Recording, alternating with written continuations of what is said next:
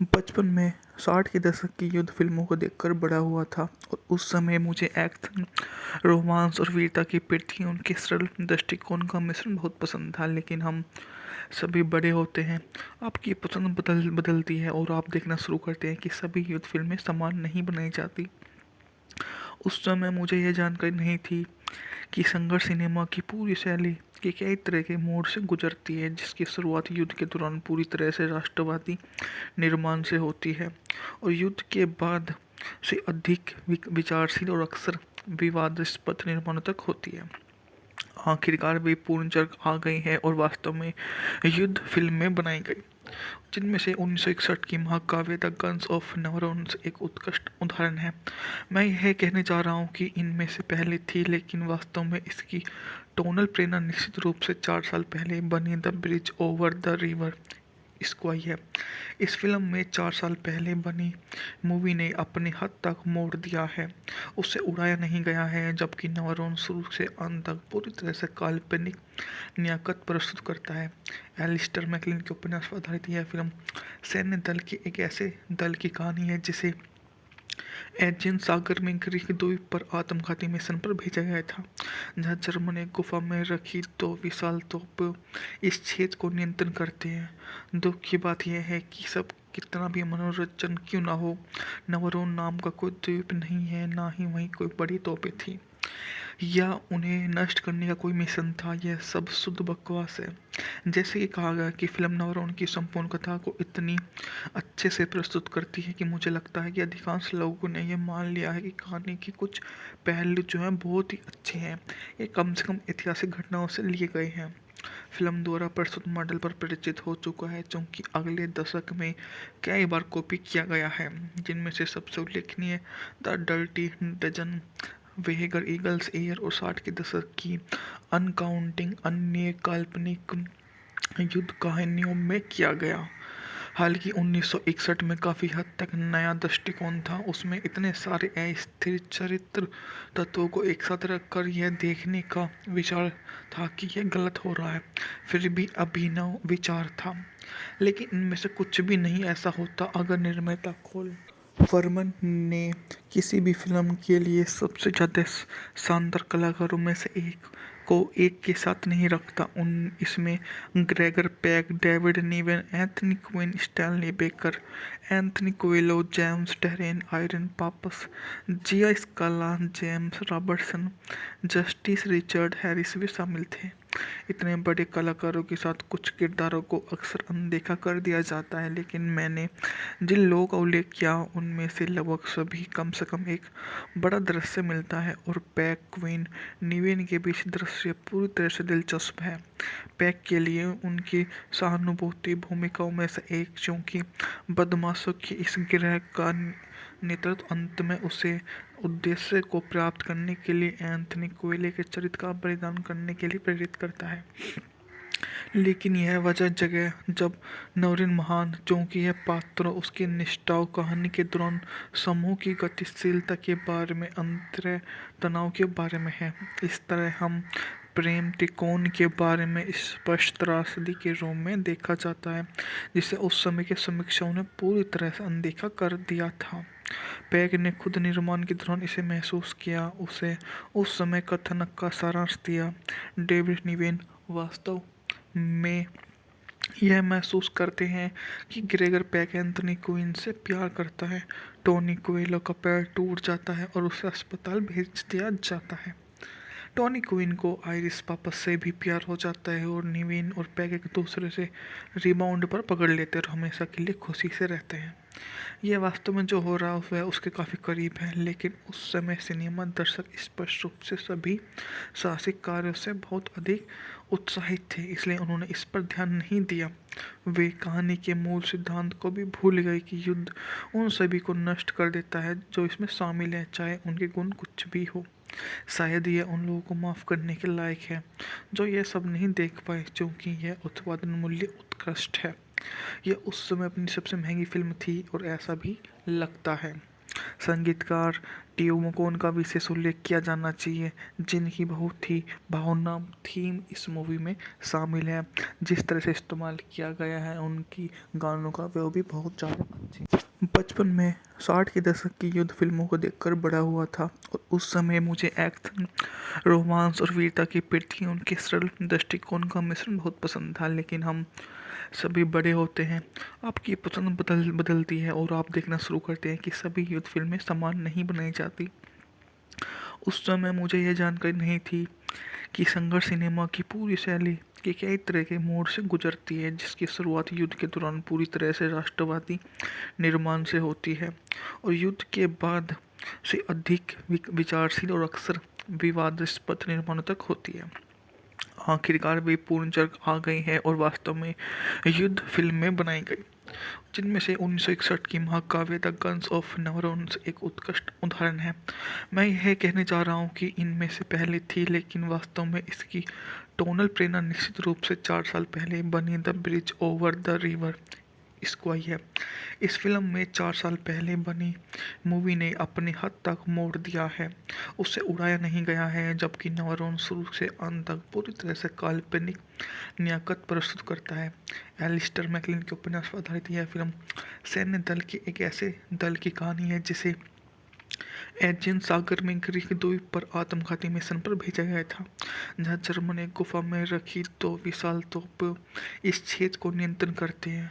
दुख की बात यह है कि सब कितना भी मनोरंजन क्यों ना हो, नवरोन नाम का कोई द्वीप नहीं है, ना ही वहीं कोई बड़ी तोपें थी या उन्हें नष्ट करने का कोई मिशन था। यह सब शुद्ध बकवास है।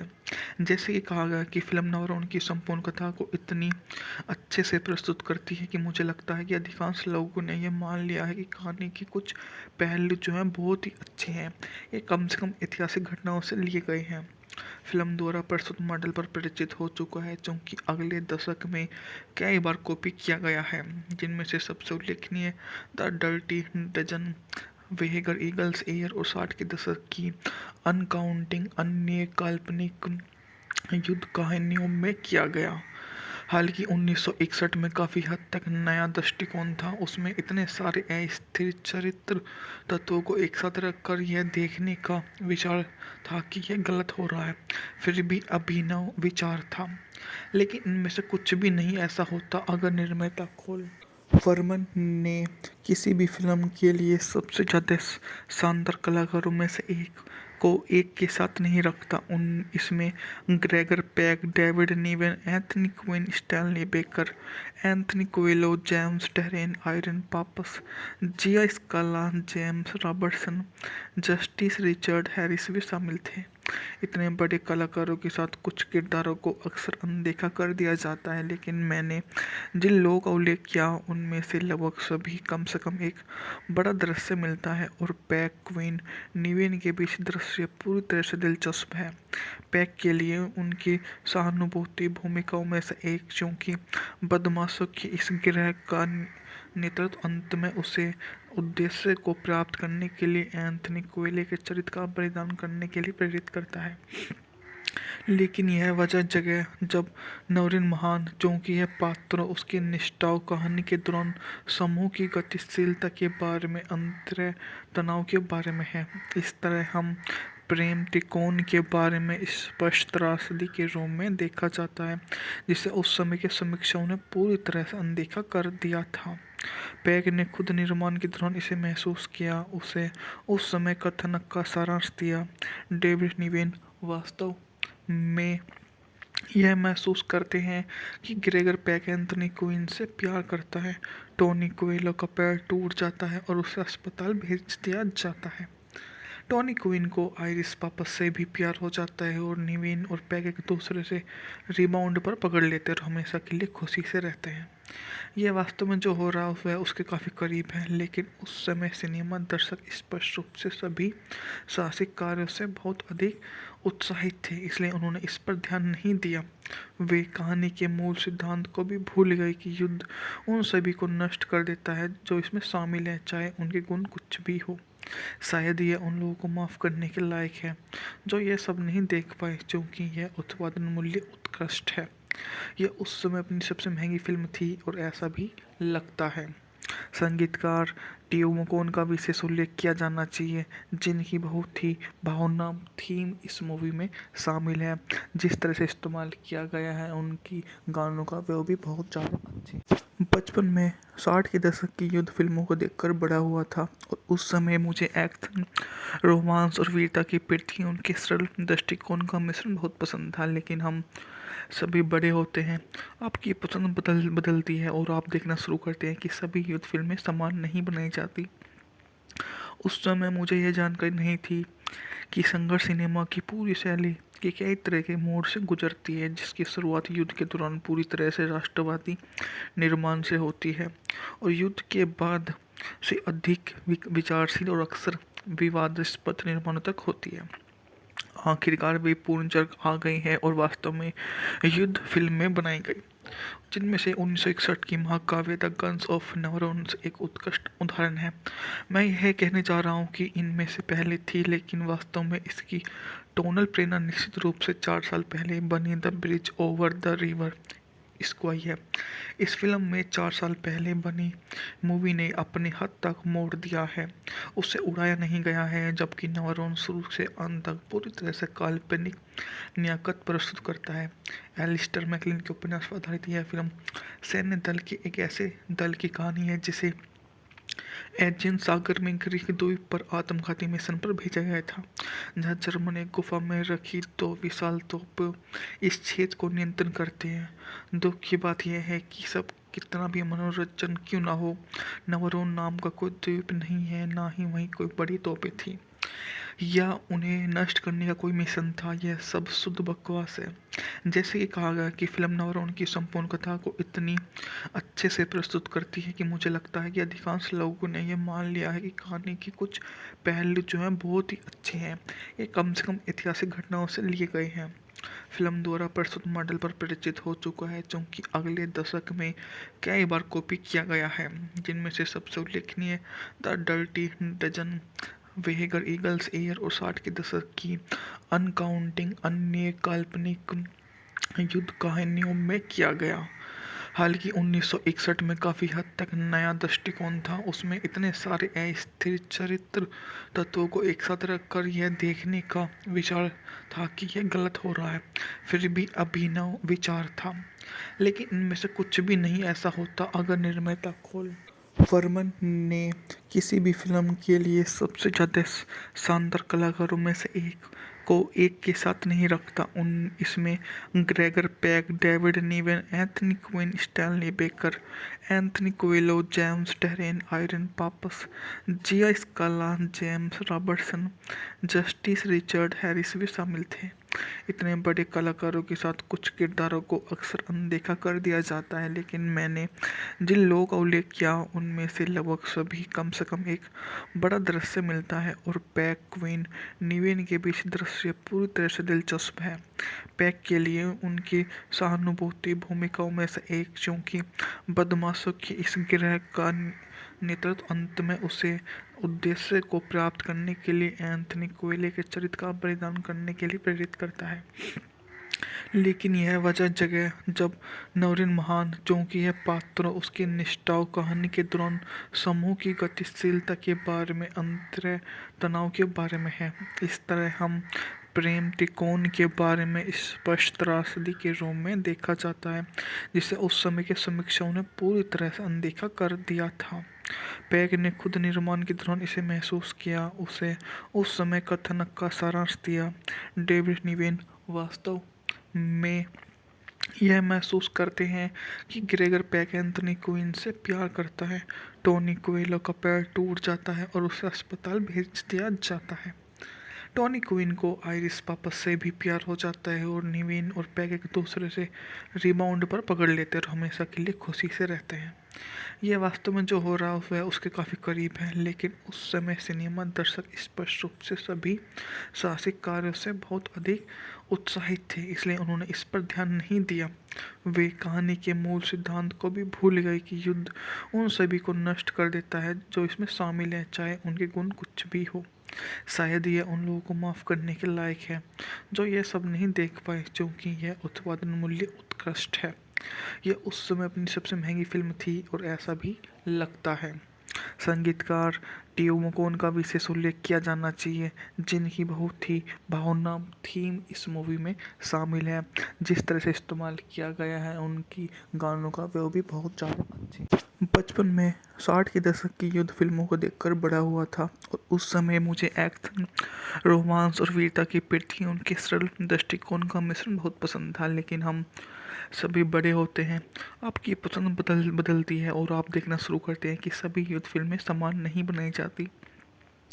उस समय मुझे यह जानकारी नहीं थी कि संघर्ष सिनेमा की पूरी शैली के कई तरह के मोड़ से गुजरती है, जिसकी शुरुआत युद्ध के दौरान पूरी तरह से राष्ट्रवादी निर्माण से होती है और युद्ध के बाद से अधिक विचारशील और अक्सर विवादास्पद निर्माणों तक होती है। आखिरकार वे पूर्ण जग आ गई हैं और वास्तव में युद्ध फिल्में बनाई गई, जिनमें से 1961 की महाकाव्य द गन्स ऑफ नवरोन्स एक उत्कृष्ट उदाहरण है।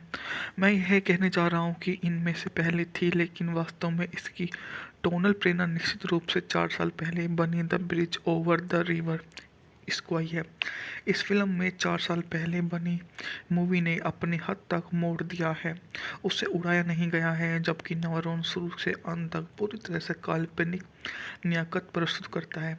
एलिस्टर मैकलिन के उपन्यास पर आधारित यह फिल्म सैन्य दल के एक ऐसे दल की कहानी है जिसे एजियन सागर में ग्रीक द्वीप पर आत्मघाती मिशन पर भेजा गया था, जहां जर्मन एक गुफा में रखी 2 विशाल तोप इस क्षेत्र को नियंत्रण करते हैं। दुख की बात यह है कि सब कितना भी मनोरंजन क्यों ना हो, नवरोन नाम का कोई द्वीप नहीं है, ना ही वहीं कोई बड़ी तोपें थी या उन्हें नष्ट करने का कोई मिशन था। यह सब शुद्ध बकवास है। जैसे कि कहा गया कि फिल्म नवरोन की संपूर्ण कथा को इतनी अच्छे से प्रस्तुत करती है कि मुझे लगता है कि अधिकांश लोगों ने यह मान लिया है कि कहानी के कुछ पहलू जो हैं बहुत ही अच्छे हैं, ये कम से कम ऐतिहासिक घटनाओं से लिए गए हैं।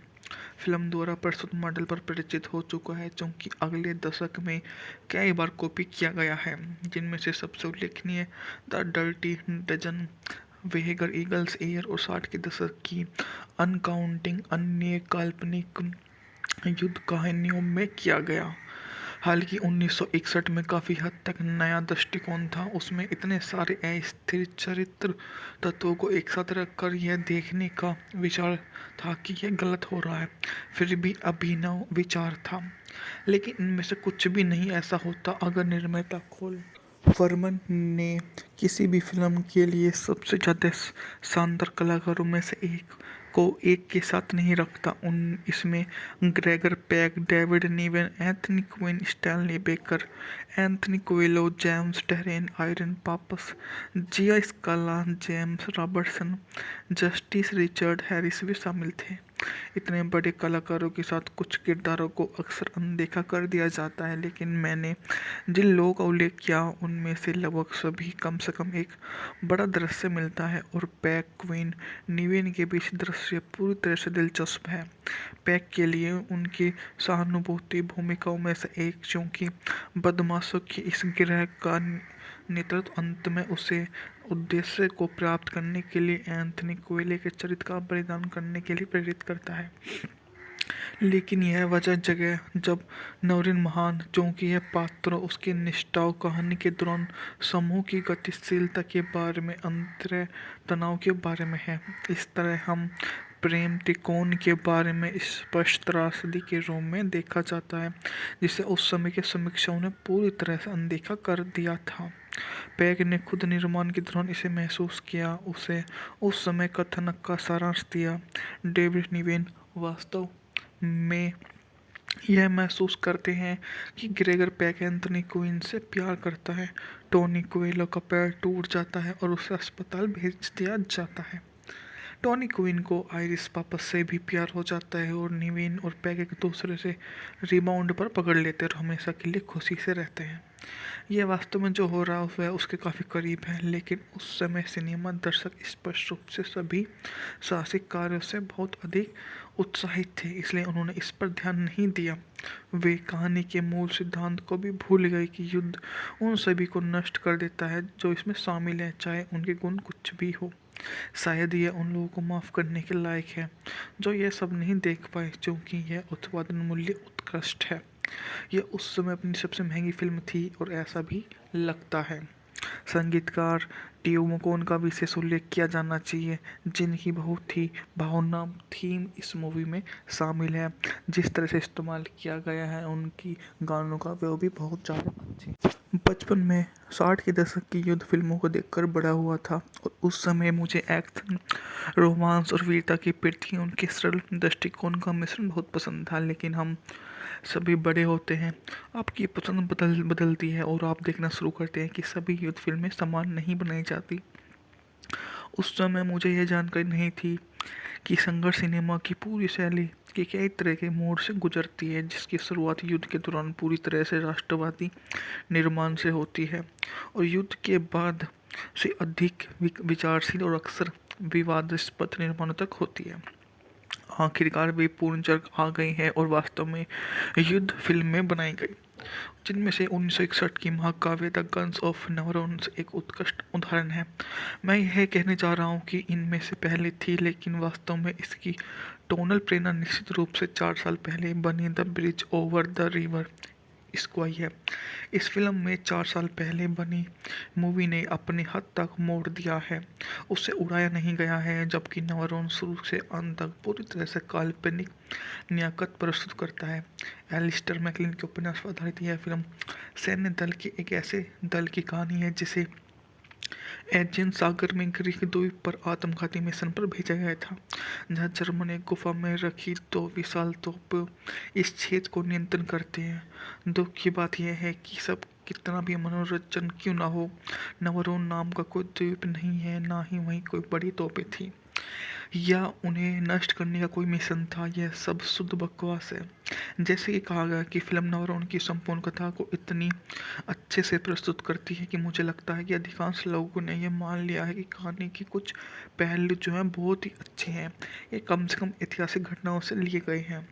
फिल्म द्वारा प्रस्तुत मॉडल पर परिचित हो चुका है, क्योंकि अगले दशक में कई बार कॉपी किया गया है, जिनमें से सबसे उल्लेखनीय the dirty dozen, वेगर eagles air और 60 के दशक की अनकाउंटिंग अन्य काल्पनिक युद्ध कहानियों में किया गया। हालांकि 1961 में काफ़ी हद तक नया दृष्टिकोण था, उसमें इतने सारे अस्थिर चरित्र तत्वों को एक साथ रखकर यह देखने का विचार था कि यह गलत हो रहा है, फिर भी अभिनव विचार था। लेकिन इनमें से कुछ भी नहीं ऐसा होता अगर निर्माता खोल फरमान ने किसी भी फिल्म के लिए सबसे ज़्यादा शानदार कलाकारों में से एक को एक के साथ नहीं रखता। इसमें Gregory Peck, David Niven, Anthony Quinn, Stanley Baker, Anthony Quayle, James Darren, Irene Papas, Gia Scala, James Robertson, Justice Richard Harris भी शामिल थे। इतने बड़े कलाकारों के साथ कुछ किरदारों को अक्सर अनदेखा कर दिया जाता है, लेकिन मैंने जिन लोगों का उल्लेख किया उनमें से लगभग सभी कम से कम एक बड़ा दृश्य मिलता है, और पैक, क्वीन, निवेन के बीच दृश्य पूरी तरह से दिलचस्प है। पैक के लिए उनकी सहानुभूति भूमिकाओं में से एक, क्योंकि बदमाशों की इस गिरह का नेतृत्व अंत में उसे उद्देश्य को प्राप्त करने के लिए एंथनी कोएले के चरित्र का बलिदान करने के लिए प्रेरित करता है। लेकिन यह वजह जगह जब नवरीन महान, क्योंकि यह पात्र उसकी निष्ठाओं कहानी के दौरान समूह की गतिशीलता के बारे में, अंतर तनाव के बारे में है। इस तरह हम प्रेम त्रिकोण के बारे में स्पष्ट त्रासदी के रूप में देखा जाता है, जिसे उस समय के समीक्षकों ने पूरी तरह से अनदेखा कर दिया था। पैक ने खुद निर्माण के दौरान इसे महसूस किया, उसे उस समय कथानक का सारांश दिया। डेविड निवेन वास्तव में यह महसूस करते हैं कि ग्रेगर पैक एंथनी क्वीन से प्यार करता है। टोनी कोएलो का पैर टूट जाता है और उसे अस्पताल भेज दिया जाता है। टॉनी क्वीन को आइरिस वापस से भी प्यार हो जाता है और निवेन और पैग एक दूसरे से रिबाउंड पर पकड़ लेते हैं और हमेशा के लिए खुशी से रहते हैं। यह वास्तव में जो हो रहा है वह उसके काफ़ी करीब है, लेकिन उस समय सिनेमा दर्शक स्पष्ट रूप से सभी साहसिक कार्यों से बहुत अधिक उत्साहित थे, इसलिए उन्होंने इस पर ध्यान नहीं दिया। वे कहानी के मूल सिद्धांत को भी भूल गए कि युद्ध उन सभी को नष्ट कर देता है जो इसमें शामिल है, चाहे उनके गुण कुछ भी हो। शायद यह उन लोगों को माफ़ करने के लायक है जो यह सब नहीं देख पाए, क्योंकि यह उत्पादन मूल्य उत्कृष्ट है। यह उस समय अपनी सबसे महंगी फिल्म थी और ऐसा भी लगता है। संगीतकार टियो मकोन का विशेष उल्लेख किया जाना चाहिए, जिनकी बहुत ही भावना थीम इस मूवी में शामिल है। जिस तरह से इस्तेमाल किया गया है उनकी गानों का, वो भी बहुत ज़्यादा अच्छे। बचपन में 60 के दशक की युद्ध फिल्मों को देखकर बड़ा हुआ था और उस समय मुझे एक्शन, रोमांस और वीरता की पृथ्वी, उनके सरल दृष्टिकोण का मिश्रण बहुत पसंद था। लेकिन हम सभी बड़े होते हैं, आपकी पसंद बदलती है और आप देखना शुरू करते हैं कि सभी युद्ध फिल्में समान नहीं बनाई जाती। उस समय मुझे यह जानकारी नहीं थी कि संघर्ष सिनेमा की पूरी शैली के कई तरह के मोड़ से गुजरती है, जिसकी शुरुआत युद्ध के दौरान पूरी तरह से राष्ट्रवादी निर्माण से होती है और युद्ध के बाद से अधिक विचारशील और अक्सर विवादास्पद निर्माणों तक होती है। आखिरकार वे पूर्ण जग आ गई हैं और वास्तव में युद्ध फिल्में बनाई गई, जिनमें से 1961 की महाकाव्य द गन्स ऑफ नेवरोन्स एक उत्कृष्ट उदाहरण है।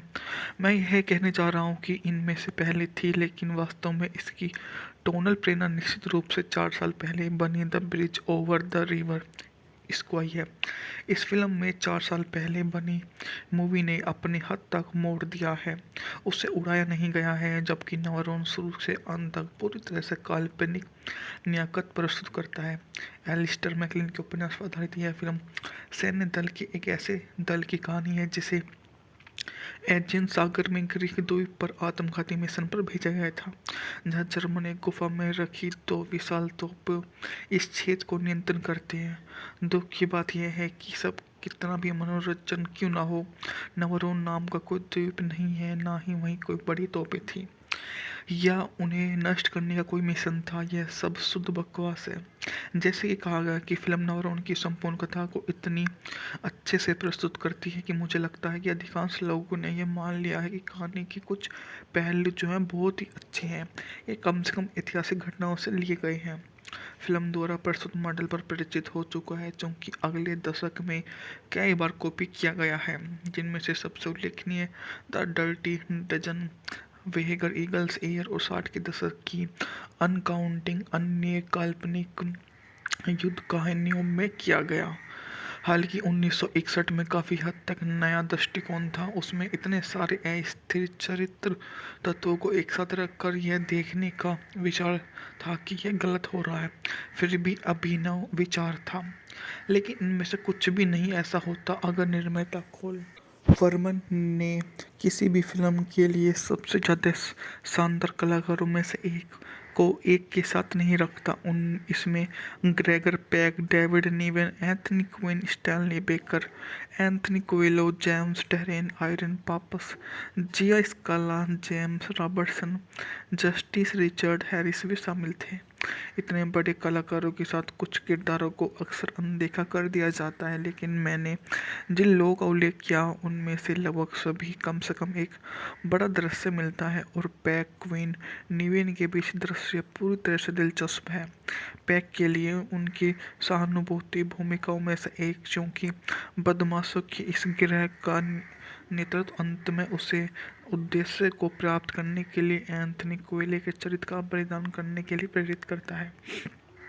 लेकिन यह वजह जगह जब नौरीन महान, क्योंकि यह पात्र उसकी निष्ठाओं कहानी के दौरान समूह की गतिशीलता के बारे में, अंतर तनाव के बारे में है। इस तरह हम प्रेम त्रिकोण के बारे में स्पष्ट त्रासदी के रूप में देखा जाता है, जिसे उस समय के समीक्षाओं ने पूरी तरह से अनदेखा कर दिया था। पैग ने खुद निर्माण के दौरान इसे महसूस किया, उसे उस समय कथानक का सारांश दिया। डेविड निवेन वास्तव में यह महसूस करते हैं कि ग्रेगर पैक एंथनी क्वीन से प्यार करता है।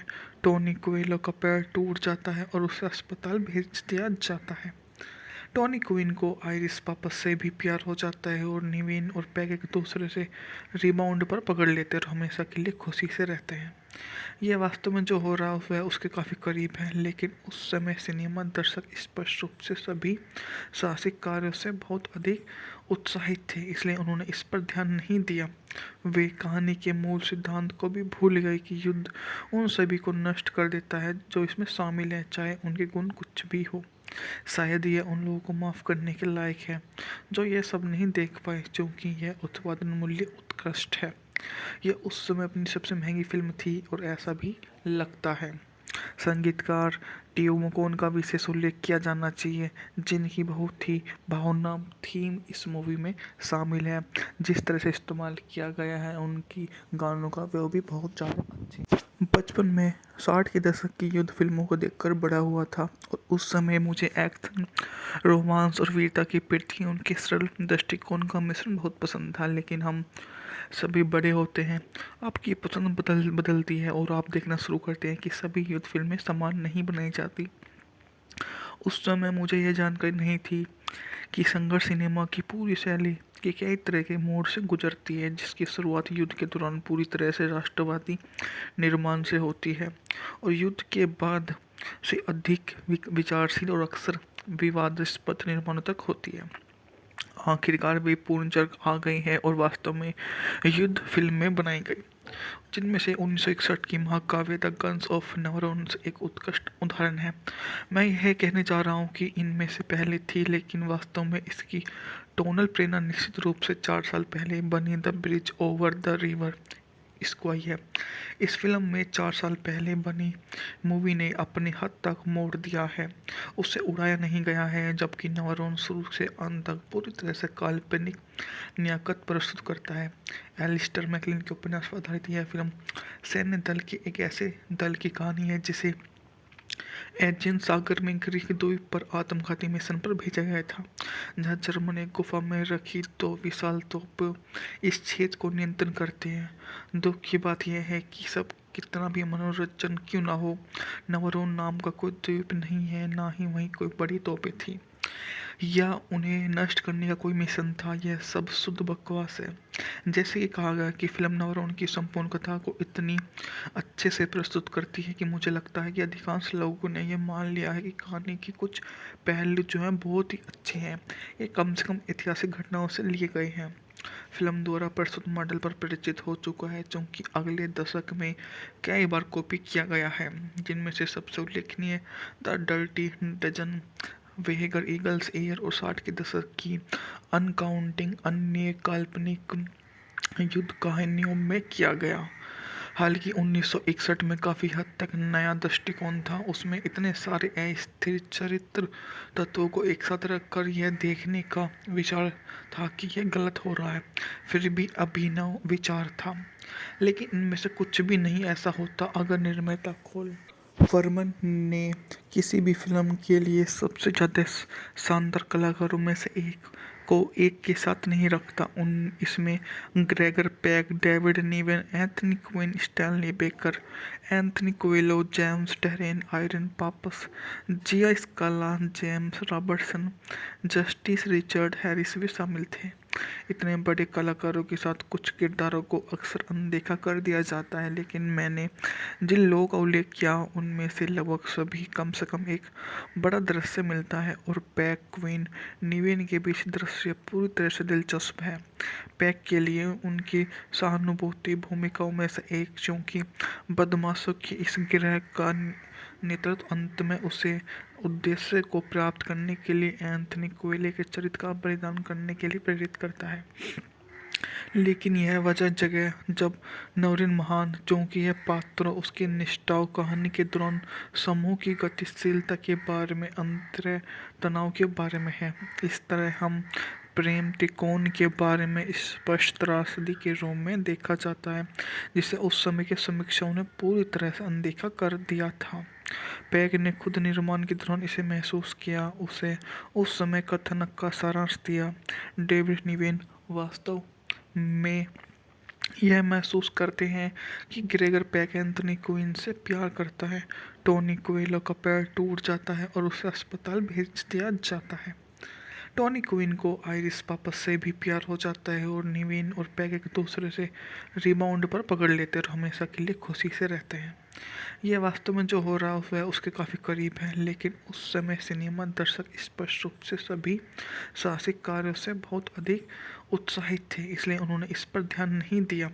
वे कहानी के मूल सिद्धांत को भी भूल गए कि युद्ध उन सभी को नष्ट कर देता है जो इसमें शामिल है, चाहे उनके गुण कुछ भी हो। शायद यह उन लोगों को माफ़ करने के लायक है जो यह सब नहीं देख पाए, क्योंकि यह उत्पादन मूल्य उत्कृष्ट है। यह उस समय अपनी सबसे महंगी फिल्म थी और ऐसा भी लगता है। संगीतकार टीओ मकोन का विशेष उल्लेख किया जाना चाहिए, जिनकी बहुत ही भावनात्मक थीम इस मूवी में शामिल है। जिस तरह से इस्तेमाल किया गया है उनकी गानों का, वो भी बहुत ज़्यादा अच्छे। बचपन में 60 के दशक की युद्ध फिल्मों को देखकर बड़ा हुआ था और उस समय मुझे एक्शन, रोमांस और वीरता की प्रति उनके सरल दृष्टिकोण का मिश्रण बहुत पसंद था। लेकिन हम सभी बड़े होते हैं, आपकी पसंद बदलती है और आप देखना शुरू करते हैं कि सभी युद्ध फिल्में समान नहीं बनाई जाती। उस समय मुझे यह जानकारी नहीं थी कि संघर्ष सिनेमा की पूरी शैली के कई तरह के मोड़ से गुजरती है, जिसकी शुरुआत युद्ध के दौरान पूरी तरह से राष्ट्रवादी निर्माण से होती है और युद्ध के बाद से अधिक विचारशील और अक्सर विवादास्पद निर्माणों तक होती है। आखिरकार वे पूर्ण जग आ गई है और वास्तव में युद्ध फिल्में बनाई गई, जिनमें से 1961 की महाकाव्य द गन्स ऑफ नेवरोन्स एक उत्कृष्ट उदाहरण है। मैं यह कहने जा रहा हूँ कि इनमें से पहले थी, लेकिन वास्तव में इसकी टोनल प्रेरणा निश्चित रूप से 4 साल पहले बनी the bridge over the river Kwai है। इस फिल्म में 4 साल पहले बनी मूवी ने अपने हद तक मोड़ दिया है, उसे उड़ाया नहीं गया है, जबकि नेवरोन शुरू से अंत तक पूरी तरह से काल्पनिक नियाकत प्रस्तुत करता है। एलिस्टर मैकलिन के उपन्यास पर आधारित यह फिल्म सैन्य दल के एक ऐसे दल की कहानी है जिसे एजियन सागर में ग्रीक द्वीप पर आत्मघाती मिशन पर भेजा गया था, जहां जर्मन एक गुफा में रखी 2 विशाल तोप इस क्षेत्र को नियंत्रण करते हैं। दुख की बात यह है कि सब कितना भी मनोरंजन क्यों ना हो, नवरोन नाम का कोई द्वीप नहीं है, ना ही वहीं कोई बड़ी तोपें थी या उन्हें नष्ट करने का कोई मिशन था। यह सब शुद्ध बकवास है। जैसे कि कहा गया कि फिल्म नवरोन की संपूर्ण कथा को इतनी अच्छे से प्रस्तुत करती है कि मुझे लगता है कि अधिकांश लोगों ने यह मान लिया है कि कहानी के कुछ पहलू जो हैं बहुत ही अच्छे हैं, ये कम से कम ऐतिहासिक घटनाओं से लिए गए हैं। फिल्म द्वारा प्रस्तुत मॉडल पर परिचित हो चुका है, क्योंकि अगले दशक में कई बार कॉपी किया गया है, जिनमें से सबसे उल्लेखनीय the dirty dozen, वेगर eagles air और 60 के दशक की अनकाउंटिंग अन्य काल्पनिक युद्ध कहानियों में किया गया। हालांकि 1961 में काफ़ी हद तक नया दृष्टिकोण था, उसमें इतने सारे अस्थिर चरित्र तत्वों को एक साथ रखकर यह देखने का विचार था कि यह गलत हो रहा है, फिर भी अभिनव विचार था। लेकिन इनमें से कुछ भी नहीं ऐसा होता अगर निर्माता खोल फरमान ने किसी भी फिल्म के लिए सबसे ज़्यादा शानदार कलाकारों में से एक को एक के साथ नहीं रखता। इसमें Gregory Peck, David Niven, Anthony Quinn, Stanley Baker, Anthony Quayle, James Darren, Irene Papas, Gia Scala, James Robertson, Justice Richard Harris भी शामिल थे। इतने बड़े कलाकारों के साथ कुछ किरदारों को अक्सर अनदेखा कर दिया जाता है, लेकिन मैंने जिन लोगों का उल्लेख किया उनमें से लगभग सभी कम से कम एक बड़ा दृश्य मिलता है और पैक, क्वीन, निवेन के बीच दृश्य पूरी तरह से दिलचस्प है। पैक के लिए उनकी सहानुभूति भूमिकाओं में से एक, क्योंकि बदमाशों की इस गिरह का नेतृत्व अंत में उसे उद्देश्य को प्राप्त करने के लिए एंथनी कोएले के चरित्र का बलिदान करने के लिए प्रेरित करता है। लेकिन यह वजह जगह जब नवरीन महान, क्योंकि यह पात्रों, उसकी निष्ठाओं, कहानी के दौरान समूह की गतिशीलता के बारे में, अंतर तनाव के बारे में है। इस तरह हम प्रेम त्रिकोण के बारे में स्पष्ट त्रासदी के रूप में देखा जाता है, जिसे उस समय के समीक्षकों ने पूरी तरह से अनदेखा कर दिया था। पैक ने खुद निर्माण के दौरान इसे महसूस किया, उसे उस समय कथानक का सारांश दिया। डेविड निवेन वास्तव में यह महसूस करते हैं कि ग्रेगर पैक एंथनी क्वीन से प्यार करता है। टोनी कोएलो का पैर टूट जाता है और उसे अस्पताल भेज दिया जाता है। टॉनी क्वीन को आइरिस पापस से भी प्यार हो जाता है और निवेन और पैग एक दूसरे से रिबाउंड पर पकड़ लेते हैं और हमेशा के लिए खुशी से रहते हैं। यह वास्तव में जो हो रहा है वह उसके काफ़ी करीब है, लेकिन उस समय सिनेमा दर्शक स्पष्ट रूप से सभी साहसिक कार्यों से बहुत अधिक उत्साहित थे, इसलिए उन्होंने इस पर ध्यान नहीं दिया। वे कहानी के मूल सिद्धांत को भी भूल गए कि युद्ध उन सभी को नष्ट कर देता है जो इसमें शामिल है, चाहे उनके गुण कुछ भी हो। शायद यह उन लोगों को माफ़ करने के लायक है जो यह सब नहीं देख पाए, क्योंकि यह उत्पादन मूल्य उत्कृष्ट है। यह उस समय अपनी सबसे महंगी फिल्म थी और ऐसा भी लगता है। संगीतकार टियो मकोन का विशेष उल्लेख किया जाना चाहिए, जिनकी बहुत ही भावना थीम इस मूवी में शामिल है। जिस तरह से इस्तेमाल किया गया है उनकी गानों का, वो भी बहुत ज़्यादा अच्छी। बचपन में 60 के दशक की युद्ध फिल्मों को देखकर बड़ा हुआ था और उस समय मुझे एक्शन, रोमांस और वीरता की पृथ्वी, उनके सरल दृष्टिकोण का मिश्रण बहुत पसंद था। लेकिन हम सभी बड़े होते हैं, आपकी पसंद बदलती है और आप देखना शुरू करते हैं कि सभी युद्ध फिल्में समान नहीं बनाई जाती। उस समय मुझे यह जानकारी नहीं थी कि संघर्ष सिनेमा की पूरी शैली के कई तरह के मोड़ से गुजरती है, जिसकी शुरुआत युद्ध के दौरान पूरी तरह से राष्ट्रवादी निर्माण से होती है और युद्ध के बाद से अधिक विचारशील और अक्सर विवादास्पद निर्माणों तक होती है। आखिरकार वे पूर्ण जग आ गई है और वास्तव में युद्ध फिल्में बनाई गई, जिनमें से 1961 की महाकाव्य द गन्स ऑफ नवरोन्स एक उत्कृष्ट उदाहरण है। मैं यह कहने जा रहा हूँ कि इनमें से पहले थी, लेकिन वास्तव में इसकी टोनल प्रेरणा निश्चित रूप से 4 साल पहले बनी the bridge over the river इसको आई है। इस फिल्म में 4 साल पहले बनी मूवी ने अपनी हद तक मोड़ दिया है, उसे उड़ाया नहीं गया है, जबकि नवरोन शुरू से अंत तक पूरी तरह से काल्पनिक नियाकत प्रस्तुत करता है। एलिस्टर मैकलिन के उपन्यास पर आधारित यह फिल्म सैन्य दल के एक ऐसे दल की कहानी है जिसे एजियन सागर में ग्रीक द्वीप पर आत्मघाती मिशन पर भेजा गया था, जहां जर्मन एक गुफा में रखी 2 विशाल तोप इस क्षेत्र को नियंत्रण करते हैं। दुख की बात यह है कि सब कितना भी मनोरंजन क्यों ना हो, नवरोन नाम का कोई द्वीप नहीं है, ना ही वहीं कोई बड़ी तोपें थी या उन्हें नष्ट करने का कोई मिशन था। यह सब शुद्ध बकवास है। जैसे कि कहा गया कि फिल्म नवरोन की संपूर्ण कथा को इतनी अच्छे से प्रस्तुत करती है कि मुझे लगता है कि अधिकांश लोगों ने यह मान लिया है कि कहानी के कुछ पहलू जो हैं बहुत ही अच्छे हैं, ये कम से कम ऐतिहासिक घटनाओं से लिए गए हैं। फिल्म द्वारा प्रस्तुत मॉडल पर परिचित हो चुका है, क्योंकि अगले दशक में कई बार कॉपी किया गया है, जिनमें से सबसे उल्लेखनीय the dirty Dozen, Where Eagles air और 60 के दशक की अनकाउंटिंग अन्य काल्पनिक युद्ध कहानियों में किया गया। हालांकि 1961 में काफ़ी हद तक नया दृष्टिकोण था, उसमें इतने सारे अस्थिर चरित्र तत्वों को एक साथ रखकर यह देखने का विचार था कि यह गलत हो रहा है, फिर भी अभिनव विचार था। लेकिन इनमें से कुछ भी नहीं ऐसा होता अगर निर्माता खोल फरमान ने किसी भी फिल्म के लिए सबसे ज़्यादा शानदार कलाकारों में से एक को एक के साथ नहीं रखता। इसमें Gregory Peck, David Niven, Anthony Quinn, Stanley Baker, Anthony Quayle, James Darren, Irene Papas, Gia Scala, James Robertson, Justice Richard Harris भी शामिल थे। इतने बड़े कलाकारों के साथ कुछ किरदारों को अक्सर अनदेखा कर दिया जाता है, लेकिन मैंने जिन लोगों का उल्लेख किया उनमें से लगभग सभी कम से कम एक बड़ा दृश्य मिलता है और पैक, क्वीन, निवेन के बीच दृश्य पूरी तरह से दिलचस्प है। पैक के लिए उनकी सहानुभूति भूमिकाओं में से एक, क्योंकि बदमाशों की इस गिरह का नेतृत्व अंत में उसे उद्देश्य को प्राप्त करने के लिए एंथनी कोएले के चरित्र का बलिदान करने के लिए प्रेरित करता है। लेकिन यह वजह जगह जब नवरीन महान, क्योंकि यह पात्रों, उसकी निष्ठाओं, कहानी के दौरान समूह की गतिशीलता के बारे में, अंतरंग तनाव के बारे में है। इस तरह हम प्रेम त्रिकोण के बारे में स्पष्ट त्रासदी के रूप में देखा जाता है, जिसे उस समय के समीक्षकों ने पूरी तरह से अनदेखा कर दिया था। पैक ने खुद निर्माण के दौरान इसे महसूस किया, उसे उस समय कथानक का सारांश दिया। डेविड निवेन वास्तव में यह महसूस करते हैं कि ग्रेगर पैक एंथनी क्वीन से प्यार करता है। टोनी कोएलो का पैर टूट जाता है और उसे अस्पताल भेज दिया जाता है। टॉनी क्वीन को आइरिस पापस से भी प्यार हो जाता है और निवीन और पैग एक दूसरे से रिबाउंड पर पकड़ लेते हैं और हमेशा के लिए खुशी से रहते हैं।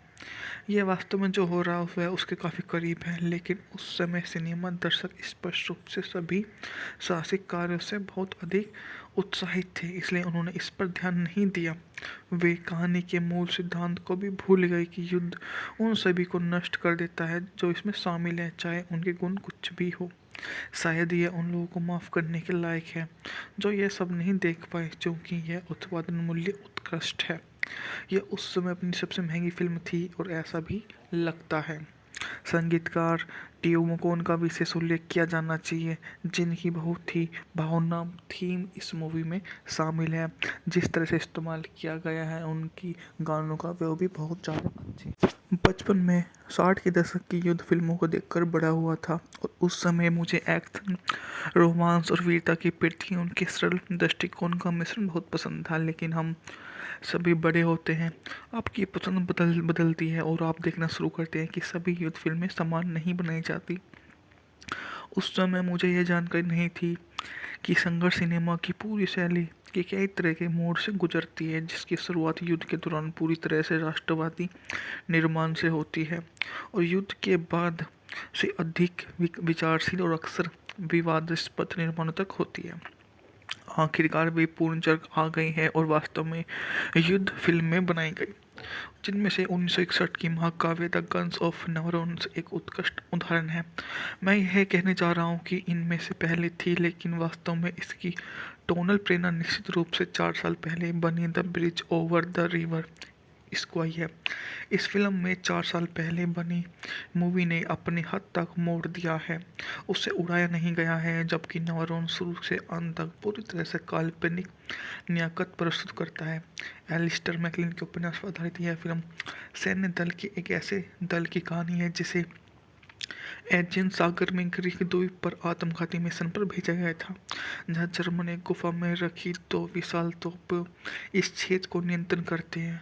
दुख की बात यह है कि सब कितना भी मनोरंजन क्यों ना हो, नवरोन नाम का कोई द्वीप नहीं है, ना ही वहीं कोई बड़ी तोपें थी या उन्हें नष्ट करने का कोई मिशन था। यह सब शुद्ध बकवास है। जैसे कि कहा गया कि फिल्म नवरोन की संपूर्ण कथा को इतनी अच्छे से प्रस्तुत करती है कि मुझे लगता है कि अधिकांश लोगों ने यह मान लिया है कि कहानी के कुछ पहलू जो हैं बहुत ही अच्छे हैं, ये कम से कम ऐतिहासिक घटनाओं से लिए गए हैं। फिल्म द्वारा प्रस्तुत मॉडल पर परिचित हो चुका है, क्योंकि अगले दशक में कई बार कॉपी किया गया है, जिनमें से सबसे उल्लेखनीय the dirty dozen, वेगर eagles air और 60 के दशक की अनकाउंटिंग अन्य काल्पनिक युद्ध कहानियों में किया गया। हालांकि 1961 में काफ़ी हद तक नया दृष्टिकोण था, उसमें इतने सारे अस्थिर चरित्र तत्वों को एक साथ रखकर यह देखने का विचार था कि यह गलत हो रहा है, फिर भी अभिनव विचार था। लेकिन इनमें से कुछ भी नहीं ऐसा होता अगर निर्माता खोल वर्मन ने किसी भी फिल्म के लिए सबसे ज़्यादा शानदार कलाकारों में से एक को एक के साथ नहीं रखता। इसमें Gregory Peck, David Niven, Anthony Quinn, Stanley Baker, Anthony Quayle, James Darren, Irene Papas, Gia Scala, James Robertson, Justice Richard Harris भी शामिल थे। इतने बड़े कलाकारों के साथ कुछ किरदारों को अक्सर अनदेखा कर दिया जाता है, लेकिन मैंने जिन लोगों का उल्लेख किया उनमें से लगभग सभी कम से कम एक बड़ा दृश्य मिलता है और पैक, क्वीन, निवेन के बीच दृश्य पूरी तरह से दिलचस्प है। पैक के लिए उनकी सहानुभूति भूमिकाओं में से एक, क्योंकि बदमाशों की इस गिरह का नेतृत्व अंत में उसे उद्देश्य को प्राप्त करने के लिए एंथनी कोएले के चरित्र का बलिदान करने के लिए प्रेरित करता है। लेकिन यह वजह जगह जब नवरीन महान, क्योंकि यह पात्रों, उसकी निष्ठाओं, कहानी के दौरान समूह की गतिशीलता के बारे में, अंतर तनाव के बारे में है। इस तरह हम प्रेम त्रिकोण के बारे में स्पष्ट त्रासदी के रूप में देखा जाता है, जिसे उस समय के समीक्षकों ने पूरी तरह से अनदेखा कर दिया था। पैक ने खुद निर्माण के दौरान इसे महसूस किया, उसे उस समय कथानक का सारांश दिया। डेविड निवेन वास्तव में यह महसूस करते हैं कि ग्रेगर पैक एंथनी क्वीन से प्यार करता है। टोनी कोएलो का पैर टूट जाता है और उसे अस्पताल भेज दिया जाता है। टॉनी क्वीन को आइरिस पापस से भी प्यार हो जाता है और निवेन और पैग एक दूसरे से रिबाउंड पर पकड़ लेते हैं और हमेशा के लिए खुशी से रहते हैं। यह वास्तव में जो हो रहा है वह उसके काफ़ी करीब है, लेकिन उस समय सिनेमा दर्शक स्पष्ट रूप से सभी साहसिक कार्यों से बहुत अधिक उत्साहित थे, इसलिए उन्होंने इस पर ध्यान नहीं दिया। वे कहानी के मूल सिद्धांत को भी भूल गए कि युद्ध उन सभी को नष्ट कर देता है जो इसमें शामिल है, चाहे उनके गुण कुछ भी हो।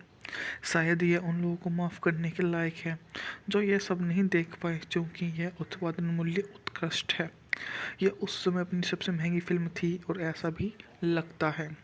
संगीतकार टीओ मकोन का विशेष उल्लेख किया जाना चाहिए, जिनकी बहुत ही भावना थीम इस मूवी में शामिल है। जिस तरह से इस्तेमाल किया गया है उनकी गानों का, वो भी बहुत ज़्यादा अच्छे। बचपन में 60 के दशक की युद्ध फिल्मों को देखकर बड़ा हुआ था और उस समय मुझे एक्शन, रोमांस और वीरता की पृथ्वी, उनके सरल दृष्टिकोण का मिश्रण बहुत पसंद था। लेकिन हम सभी बड़े होते हैं, आपकी पसंद बदलती है और आप देखना शुरू करते हैं कि सभी युद्ध फिल्में समान नहीं बनाई जाती। उस समय मुझे यह जानकारी नहीं थी कि संघर्ष सिनेमा की पूरी शैली के कई तरह के मोड़ से गुजरती है, जिसकी शुरुआत युद्ध के दौरान पूरी तरह से राष्ट्रवादी निर्माण से होती है और युद्ध के बाद से अधिक विचारशील और अक्सर विवादास्पद निर्माणों तक होती है। आखिरकार वे पूर्ण जग आ गई है और वास्तव में युद्ध फिल्में बनाई गई, जिनमें से 1961 की महाकाव्य द गन्स ऑफ नवरोन्स एक उत्कृष्ट उदाहरण है। मैं यह कहने जा रहा हूँ कि इनमें से पहले थी, लेकिन वास्तव में इसकी टोनल प्रेरणा निश्चित रूप से 4 साल पहले बनी the bridge over the river इसको आई है। इस फिल्म में 4 साल पहले बनी मूवी ने अपने हद तक मोड़ दिया है, उसे उड़ाया नहीं गया है, जबकि नवरोन शुरू से अंत तक पूरी तरह से काल्पनिक नियाकत प्रस्तुत करता है। एलिस्टर मैकलिन के उपन्यास पर आधारित यह फिल्म सैन्य दल के एक ऐसे दल की कहानी है जिसे एजियन सागर में ग्रीक द्वीप पर आत्मघाती मिशन पर भेजा गया था, जहां जर्मन एक गुफा में रखी 2 विशाल तोप इस क्षेत्र को नियंत्रण करते हैं। दुख की बात यह है कि सब कितना भी मनोरंजन क्यों ना हो, नवरोन नाम का कोई द्वीप नहीं है, ना ही वहीं कोई बड़ी तोपें थी या उन्हें नष्ट करने का कोई मिशन था। यह सब शुद्ध बकवास है। जैसे कि कहा गया कि फिल्म नवरोन की संपूर्ण कथा को इतनी अच्छे से प्रस्तुत करती है कि मुझे लगता है कि अधिकांश लोगों ने यह मान लिया है कि कहानी के कुछ पहलू जो हैं बहुत ही अच्छे हैं, ये कम से कम ऐतिहासिक घटनाओं से लिए गए हैं। फिल्म द्वारा प्रस्तुत मॉडल पर परिचित हो चुका है, क्योंकि अगले दशक में कई बार कॉपी किया गया है, जिनमें से सबसे उल्लेखनीय the dirty dozen, वेगर eagles air और 60 के दशक की अनकाउंटिंग अन्य काल्पनिक युद्ध कहानियों में किया गया। हालांकि 1961 में काफ़ी हद तक नया दृष्टिकोण था, उसमें इतने सारे अस्थिर चरित्र तत्वों को एक साथ रखकर यह देखने का विचार था कि यह गलत हो रहा है, फिर भी अभिनव विचार था। लेकिन इनमें से कुछ भी नहीं ऐसा होता अगर निर्माता खोल फरमान ने किसी भी फिल्म के लिए सबसे ज़्यादा शानदार कलाकारों में से एक को एक के साथ नहीं रखता। इसमें Gregory Peck, David Niven, Anthony Quinn, Stanley Baker, Anthony Quayle, James Darren, Irene Papas, Gia Scala, James Robertson, Justice Richard Harris भी शामिल थे। इतने बड़े कलाकारों के साथ कुछ किरदारों को अक्सर अनदेखा कर दिया जाता है, लेकिन मैंने जिन लोगों का उल्लेख किया उनमें से लगभग सभी कम से कम एक बड़ा दृश्य मिलता है और पैक, क्वीन, निवेन के बीच दृश्य पूरी तरह से दिलचस्प है। पैक के लिए उनकी सहानुभूति भूमिकाओं में से एक, क्योंकि बदमाशों की इस गिरह का नेतृत्व अंत में उसे उद्देश्य को प्राप्त करने के लिए एंथनी कोएले के चरित्र का बलिदान करने के लिए प्रेरित करता है। लेकिन यह वजह जगह जब नवरीन महान, क्योंकि यह पात्रों, उसकी निष्ठाओं, कहानी के दौरान समूह की गतिशीलता के बारे में, अंतर तनाव के बारे में है। इस तरह हम प्रेम त्रिकोण के बारे में स्पष्ट त्रासदी के रूप में देखा जाता है, जिसे उस समय के समीक्षकों ने पूरी तरह से अनदेखा कर दिया था। पैग ने खुद निर्माण के दौरान इसे महसूस किया, उसे उस समय कथानक का सारांश दिया। डेविड निवेन वास्तव में यह महसूस करते हैं कि ग्रेगर पैक एंथनी क्वीन से प्यार करता है। टोनी कोएलो का पैर टूट जाता है और उसे अस्पताल भेज दिया जाता है। टॉनी क्वीन को आइरिस पापस से भी प्यार हो जाता है और निवेन और पैग एक दूसरे से रिबाउंड पर पकड़ लेते हैं और हमेशा के लिए खुशी से रहते हैं। ये वास्तव में जो हो रहा है वह उसके काफ़ी करीब है, लेकिन उस समय सिनेमा दर्शक स्पष्ट रूप से सभी साहसिक कार्यों से बहुत अधिक उत्साहित थे, इसलिए उन्होंने इस पर ध्यान नहीं दिया। वे कहानी के मूल सिद्धांत को भी भूल गए कि युद्ध उन सभी को नष्ट कर देता है जो इसमें शामिल हैं, चाहे उनके गुण कुछ भी हो। शायद यह उन लोगों को माफ़ करने के लायक है जो यह सब नहीं देख पाए, क्योंकि यह उत्पादन मूल्य उत्कृष्ट है। यह उस समय अपनी सबसे महंगी फिल्म थी और ऐसा भी लगता है। संगीतकार टियो मकोन का विशेष उल्लेख किया जाना चाहिए, जिनकी बहुत ही भावना थीम इस मूवी में शामिल है। जिस तरह से इस्तेमाल किया गया है उनकी गानों का, वो भी बहुत ज़्यादा अच्छे। बचपन में 60 के दशक की युद्ध फिल्मों को देखकर बड़ा हुआ था और उस समय मुझे एक्शन, रोमांस और वीरता की प्रति उनके सरल दृष्टिकोण का मिश्रण बहुत पसंद था। लेकिन हम सभी बड़े होते हैं, आपकी पसंद बदलती है और आप देखना शुरू करते हैं कि सभी युद्ध फिल्में समान नहीं बनाई जाती।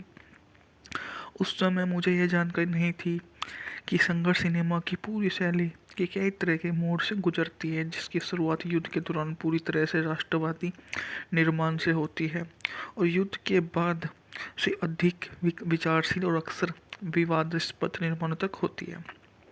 आखिरकार वे पूर्ण जग आ गई हैं और वास्तव में युद्ध फिल्में बनाई गई, जिनमें से 1961 की महाकाव्य द गन्स ऑफ नेवरोन्स एक उत्कृष्ट उदाहरण है। मैं यह कहने जा रहा हूँ कि इनमें से पहले थी, लेकिन वास्तव में इसकी टोनल प्रेरणा निश्चित रूप से 4 साल पहले बनी the bridge over the river इसको आई है। इस फिल्म में 4 साल पहले बनी मूवी ने अपने हद तक मोड़ दिया है, उसे उड़ाया नहीं गया है, जबकि नेवरोन शुरू से अंत तक पूरी तरह से काल्पनिक नियाकत प्रस्तुत करता है। एलिस्टर मैकलिन के उपन्यास पर आधारित यह फिल्म सैन्य दल के एक ऐसे दल की कहानी है जिसे एजियन सागर में ग्रीक द्वीप पर आत्मघाती मिशन पर भेजा गया था, जहां जर्मन एक गुफा में रखी 2 विशाल तोप इस क्षेत्र को नियंत्रण करते हैं। दुख की बात यह है कि सब कितना भी मनोरंजन क्यों ना हो, नवरोन नाम का कोई द्वीप नहीं है, ना ही वहीं कोई बड़ी तोपें थी या उन्हें नष्ट करने का कोई मिशन था। यह सब शुद्ध बकवास है। जैसे कि कहा गया कि फिल्म नवरोन की संपूर्ण कथा को इतनी अच्छे से प्रस्तुत करती है कि मुझे लगता है कि अधिकांश लोगों ने यह मान लिया है कि कहानी के कुछ पहलू जो हैं बहुत ही अच्छे हैं, ये कम से कम ऐतिहासिक घटनाओं से लिए गए हैं। फिल्म द्वारा प्रस्तुत मॉडल पर परिचित हो चुका है, जो कि अगले दशक में कई बार कॉपी किया गया है, जिनमें से सबसे उल्लेखनीय the dirty Dozen, Where Eagles air और 60 के दशक की अनकाउंटिंग अन्य काल्पनिक युद्ध कहानियों में किया गया। हालांकि 1961 में काफ़ी हद तक नया दृष्टिकोण था, उसमें इतने सारे अस्थिर चरित्र तत्वों को एक साथ रखकर यह देखने का विचार था कि यह गलत हो रहा है, फिर भी अभिनव विचार था। लेकिन इनमें से कुछ भी नहीं ऐसा होता अगर निर्माता खोल फरमान ने किसी भी फिल्म के लिए सबसे ज़्यादा शानदार कलाकारों में से एक को एक के साथ नहीं रखता। इसमें Gregory Peck, David Niven, Anthony Quinn, Stanley Baker, Anthony Quayle, James Darren, Irene Papas, Gia Scala, James Robertson, Justice Richard Harris भी शामिल थे। इतने बड़े कलाकारों के साथ कुछ किरदारों को अक्सर अनदेखा कर दिया जाता है, लेकिन मैंने जिन लोगों का उल्लेख किया उनमें से लगभग सभी कम से कम एक बड़ा दृश्य मिलता है और पैक, क्वीन, निवेन के बीच दृश्य पूरी तरह से दिलचस्प है। पैक के लिए उनकी सहानुभूति भूमिकाओं में से एक, क्योंकि बदमाशों के इस गिरोह का नेतृत्व अंत में उसे उद्देश्य को प्राप्त करने के लिए एंथनी कोएले के चरित्र का बलिदान करने के लिए प्रेरित करता है। लेकिन यह वजह जगह जब नवरीन महान, क्योंकि यह पात्र उसकी निष्ठाओं कहानी के दौरान समूह की गतिशीलता के बारे में, अंतर तनाव के बारे में है। इस तरह हम प्रेम त्रिकोण के बारे में स्पष्ट त्रासदी के रूप में देखा जाता है, जिसे उस समय के समीक्षकों ने पूरी तरह से अनदेखा कर दिया था। पैक ने खुद निर्माण के दौरान इसे महसूस किया, उसे उस समय कथानक का सारांश दिया। डेविड निवेन वास्तव में यह महसूस करते हैं कि ग्रेगर पैक एंथनी क्वीन से प्यार करता है।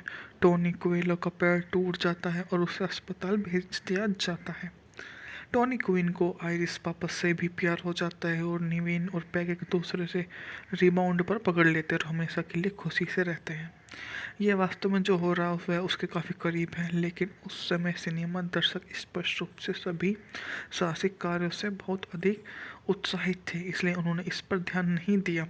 वे कहानी के मूल सिद्धांत को भी भूल गए कि युद्ध उन सभी को नष्ट कर देता है जो इसमें शामिल हैं, चाहे उनके गुण कुछ भी हो।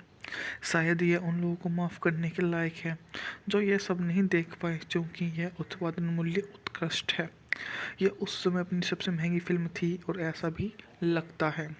संगीतकार टीओ मकोन का विशेष उल्लेख किया जाना चाहिए, जिनकी बहुत ही भावनात्मक थीम इस मूवी में शामिल है। जिस तरह से इस्तेमाल किया गया है उनकी गानों का, वो भी बहुत ज़्यादा अच्छी। बचपन में 60 के दशक की युद्ध फिल्मों को देखकर बड़ा हुआ था और उस समय मुझे एक्शन, रोमांस और वीरता की प्रति उनके सरल दृष्टिकोण का मिश्रण बहुत पसंद था। लेकिन हम सभी बड़े होते हैं, आपकी पसंद बदलती है और आप देखना शुरू करते हैं कि सभी युद्ध फिल्में समान नहीं बनाई जाती। उस समय मुझे यह जानकारी नहीं थी कि संघर्ष सिनेमा की पूरी शैली के कई तरह के मोड़ से गुजरती है, जिसकी शुरुआत युद्ध के दौरान पूरी तरह से राष्ट्रवादी निर्माण से होती है और युद्ध के बाद से अधिक विचारशील और अक्सर विवादास्पद निर्माणों तक होती है। आखिरकार वे पूर्ण जग आ गई है और वास्तव में युद्ध फिल्में बनाई गई, जिनमें से 1961 की महाकाव्य द गन्स ऑफ नेवरोन्स एक उत्कृष्ट उदाहरण है। मैं यह कहने जा रहा हूँ कि इनमें से पहले थी, लेकिन वास्तव में इसकी टोनल प्रेरणा निश्चित रूप से 4 साल पहले बनी the bridge over the river इसको आई है। इस फिल्म में 4 साल पहले बनी मूवी ने अपने हद तक मोड़ दिया है, उसे उड़ाया नहीं गया है, जबकि नवरोन शुरू से अंत तक पूरी तरह से काल्पनिक नियाकत प्रस्तुत करता है। एलिस्टर मैकलिन के उपन्यास पर आधारित यह फिल्म सैन्य दल के एक ऐसे दल की कहानी है जिसे एजियन सागर में ग्रीक द्वीप पर आत्मघाती मिशन पर भेजा गया था, जहां जर्मन एक गुफा में रखी 2 विशाल तोप इस क्षेत्र को नियंत्रण करते हैं।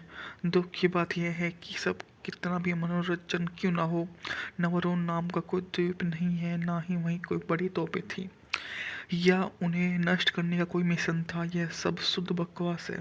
जैसे कि कहा गया कि फिल्म नवरोन की संपूर्ण कथा को इतनी अच्छे से प्रस्तुत करती है कि मुझे लगता है कि अधिकांश लोगों ने यह मान लिया है कि कहानी के कुछ पहलू जो हैं बहुत ही अच्छे हैं, ये कम से कम ऐतिहासिक घटनाओं से लिए गए हैं।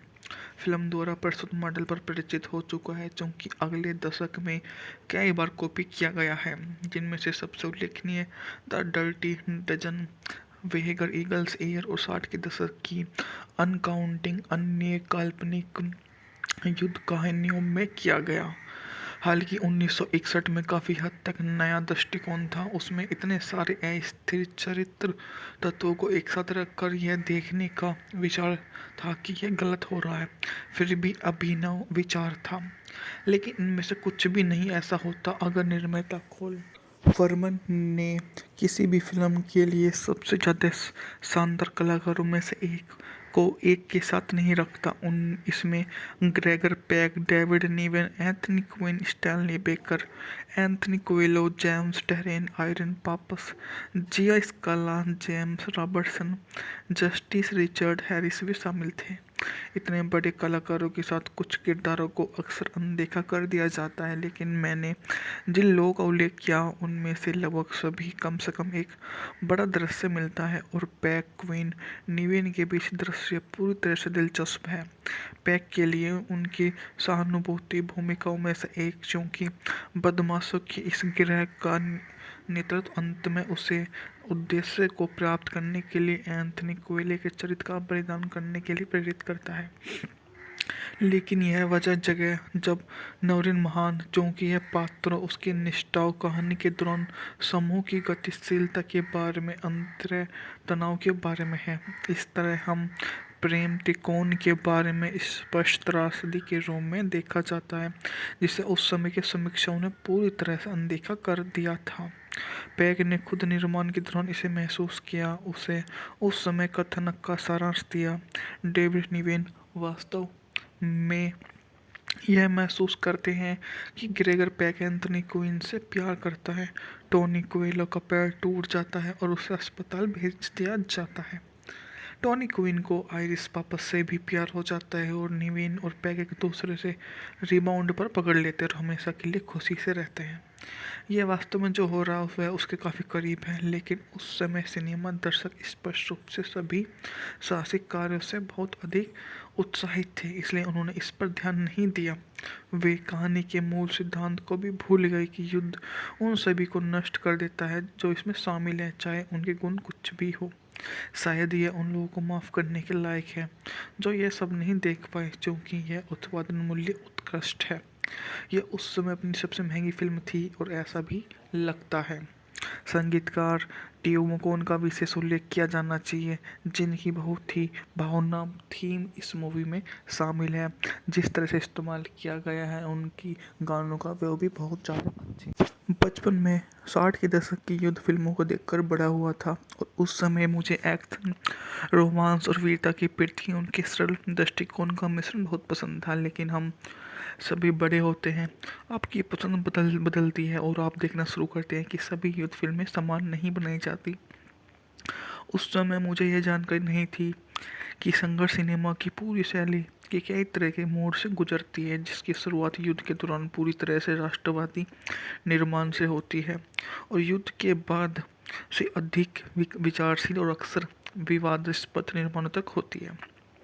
आखिरकार वे पूर्ण जग आ गई है और वास्तव में युद्ध फिल्में बनाई गई, जिनमें से 1961 की महाकाव्य द गन्स ऑफ नेवरोन्स एक उत्कृष्ट उदाहरण है। मैं यह कहने जा रहा हूँ कि इनमें से पहले थी, लेकिन वास्तव में इसकी टोनल प्रेरणा निश्चित रूप से 4 साल पहले बनी the bridge over the river Kwai है। इस फिल्म में 4 साल पहले बनी मूवी ने अपने हद तक मोड़ दिया है, उससे उड़ाया नहीं गया है, जबकि नेवरोन शुरू से अंत तक पूरी तरह से काल्पनिक नियाकत प्रस्तुत करता है। एलिस्टर मैकलिन के उपन्यास पर आधारित यह फिल्म सैन्य दल के एक ऐसे दल की कहानी है जिसे एजियन सागर में ग्रीक द्वीप पर आत्मघाती मिशन पर भेजा गया था, जहां जर्मन एक गुफा में रखी 2 विशाल तोप इस क्षेत्र को नियंत्रण करते हैं। दुख की बात यह है कि सब कितना भी मनोरंजन क्यों ना हो, नवरोन नाम का कोई द्वीप नहीं है, ना ही वहीं कोई बड़ी तोपें थी या उन्हें नष्ट करने का कोई मिशन था। यह सब शुद्ध बकवास है। जैसे कि कहा गया कि फिल्म नवरोन की संपूर्ण कथा को इतनी अच्छे से प्रस्तुत करती है कि मुझे लगता है कि अधिकांश लोगों ने यह मान लिया है कि कहानी की कुछ पहलू जो हैं बहुत ही अच्छे हैं, ये कम से कम ऐतिहासिक घटनाओं से लिए गए हैं। फिल्म द्वारा प्रस्तुत मॉडल पर परिचित हो चुका है, क्योंकि अगले दशक में कई बार कॉपी किया गया है, जिनमें से सबसे उल्लेखनीय the dirty dozen, वेगर eagles air और 60 के दशक की अनकाउंटिंग अन्य काल्पनिक युद्ध कहानियों में किया गया। हालांकि 1961 में काफ़ी हद तक नया दृष्टिकोण था, उसमें इतने सारे अस्थिर चरित्र तत्वों को एक साथ रखकर यह देखने का विचार था कि यह गलत हो रहा है, फिर भी अभिनव विचार था। लेकिन इनमें से कुछ भी नहीं ऐसा होता अगर निर्माता खोल फरमान ने किसी भी फिल्म के लिए सबसे ज़्यादा शानदार कलाकारों में से एक को एक के साथ नहीं रखता। इसमें Gregory Peck, David Niven, Anthony Quinn, Stanley Baker, Anthony Quayle, James Darren, Irene Papas, Gia Scala, James Robertson, Justice Richard Harris भी शामिल थे। इतने बड़े कलाकारों के साथ कुछ किरदारों को अक्सर अनदेखा कर दिया जाता है, लेकिन मैंने जिन लोगों का उल्लेख किया उनमें से लगभग सभी कम से कम एक बड़ा दृश्य मिलता है और पैक, क्वीन, निवेन के बीच दृश्य पूरी तरह से दिलचस्प है। पैक के लिए उनकी सहानुभूति भूमिकाओं में से एक, क्योंकि बदमाशों की इस गिरह का नेतृत्व अंत में उसे उद्देश्य को प्राप्त करने के लिए एंथनी कोएले के चरित्र का बलिदान करने के लिए प्रेरित करता है। लेकिन यह वजह जगह जब नवरीन महान, क्योंकि यह पात्रों, उसकी निष्ठाओं, कहानी के दौरान समूह की गतिशीलता के बारे में, अंतर तनाव के बारे में है। इस तरह हम प्रेम त्रिकोण के बारे में स्पष्ट त्रासदी के रूप में देखा जाता है, जिसे उस समय के समीक्षकों ने पूरी तरह से अनदेखा कर दिया था। पैक ने खुद निर्माण के दौरान इसे महसूस किया, उसे उस समय कथानक का सारांश दिया। डेविड निवेन वास्तव में यह महसूस करते हैं कि ग्रेगर पैक एंथनी क्वीन से प्यार करता है। टोनी कोएलो का पैर टूट जाता है और उसे अस्पताल भेज दिया जाता है। टॉनी क्वीन को आइरिस पापस से भी प्यार हो जाता है और निवेन और पैग एक दूसरे से रिबाउंड पर पकड़ लेते हैं और हमेशा के लिए खुशी से रहते हैं। यह वास्तव में जो हो रहा है वह उसके काफ़ी करीब है, लेकिन उस समय सिनेमा दर्शक स्पष्ट रूप से सभी साहसिक कार्यों से बहुत अधिक उत्साहित थे, इसलिए उन्होंने इस पर ध्यान नहीं दिया। वे कहानी के मूल सिद्धांत को भी भूल गए कि युद्ध उन सभी को नष्ट कर देता है जो इसमें शामिल हैं, चाहे उनके गुण कुछ भी हो। शायद यह उन लोगों को माफ़ करने के लायक है जो यह सब नहीं देख पाए, क्योंकि यह उत्पादन मूल्य उत्कृष्ट है। यह उस समय अपनी सबसे महंगी फिल्म थी और ऐसा भी लगता है। संगीतकार टियो मोकोन का विशेष उल्लेख किया जाना चाहिए, जिनकी बहुत ही भावना थीम इस मूवी में शामिल है।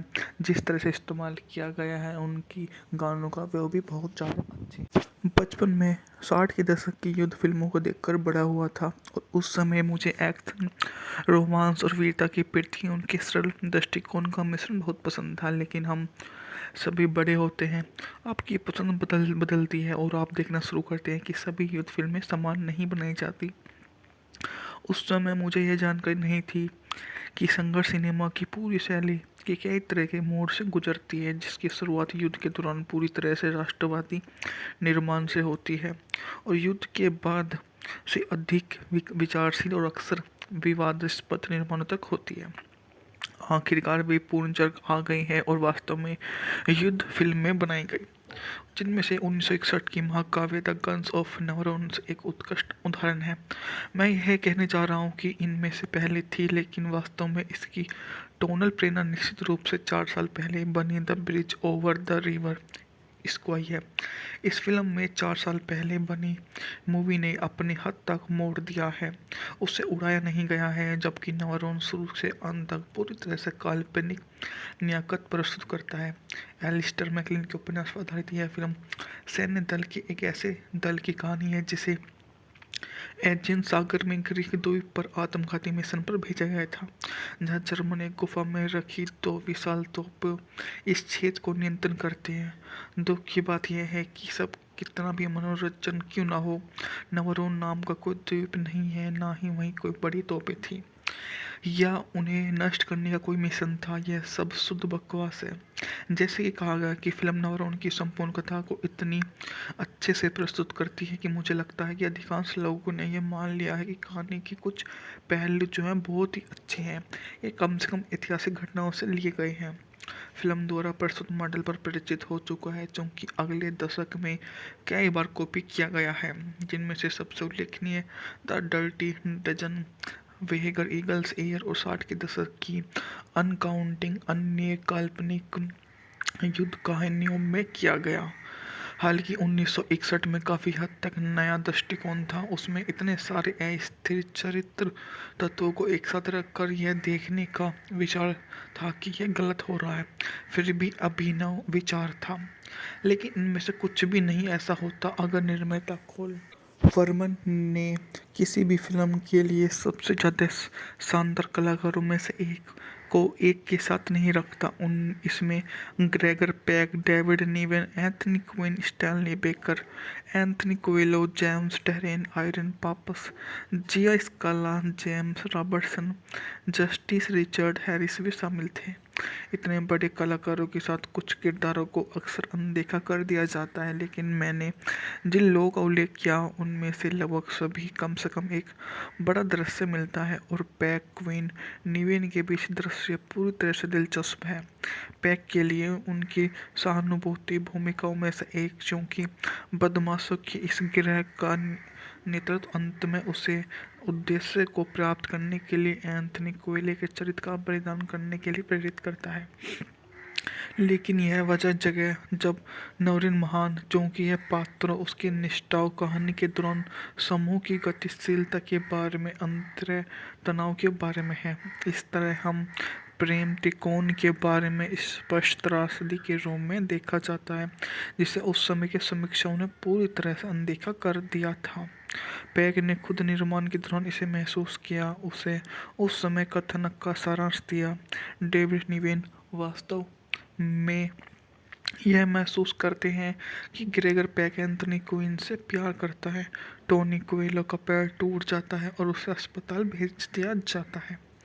टॉनी क्वीन को आइरिस पापस से भी प्यार हो जाता है और निवेन और पैग एक दूसरे से रिबाउंड पर पकड़ लेते हैं और हमेशा के लिए खुशी से रहते हैं।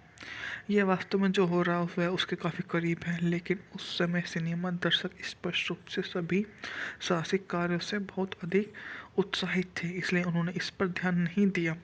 वे कहानी के मूल सिद्धांत को भी भूल गए कि युद्ध उन सभी को नष्ट कर देता है जो इसमें शामिल है, चाहे उनके गुण कुछ भी हो।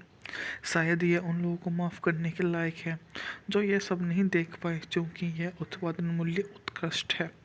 यह उस समय अपनी सबसे महंगी फिल्म थी और ऐसा भी लगता है। संगीतकार टीओ मकोन का विशेष उल्लेख किया जाना चाहिए, जिनकी बहुत ही भावनात्मक थीम इस मूवी में शामिल है। जिस तरह से इस्तेमाल किया गया है उनकी गानों का, वो भी बहुत ज़्यादा अच्छे। बचपन में 60 के दशक की युद्ध फिल्मों को देखकर बड़ा हुआ था और उस समय मुझे एक्शन, रोमांस और वीरता की प्रति उनके सरल दृष्टिकोण का मिश्रण बहुत पसंद था। लेकिन हम सभी बड़े होते हैं, आपकी पसंद बदलती है और आप देखना शुरू करते हैं कि सभी युद्ध फिल्में समान नहीं बनाई जाती। उस समय मुझे यह जानकारी नहीं थी कि संघर्ष सिनेमा की पूरी शैली के कई तरह के मोड़ से गुजरती है, जिसकी शुरुआत युद्ध के दौरान पूरी तरह से राष्ट्रवादी निर्माण से होती है और युद्ध के बाद से अधिक विचारशील और अक्सर विवादास्पद निर्माणों तक होती है। आखिरकार वे पूर्ण जग आ गई है और वास्तव में युद्ध फिल्में बनाई गई, जिनमें से 1961 की महाकाव्य द गन्स ऑफ नेवरोन्स एक उत्कृष्ट उदाहरण है। मैं यह कहने जा रहा हूँ कि इनमें से पहले थी, लेकिन वास्तव में इसकी टोनल प्रेरणा निश्चित रूप से 4 साल पहले बनी the bridge over the river Kwai है। इस फिल्म में 4 साल पहले बनी मूवी ने अपने हद तक मोड़ दिया है, उसे उड़ाया नहीं गया है, जबकि नेवरोन शुरू से अंत तक पूरी तरह से काल्पनिक नियाकत प्रस्तुत करता है।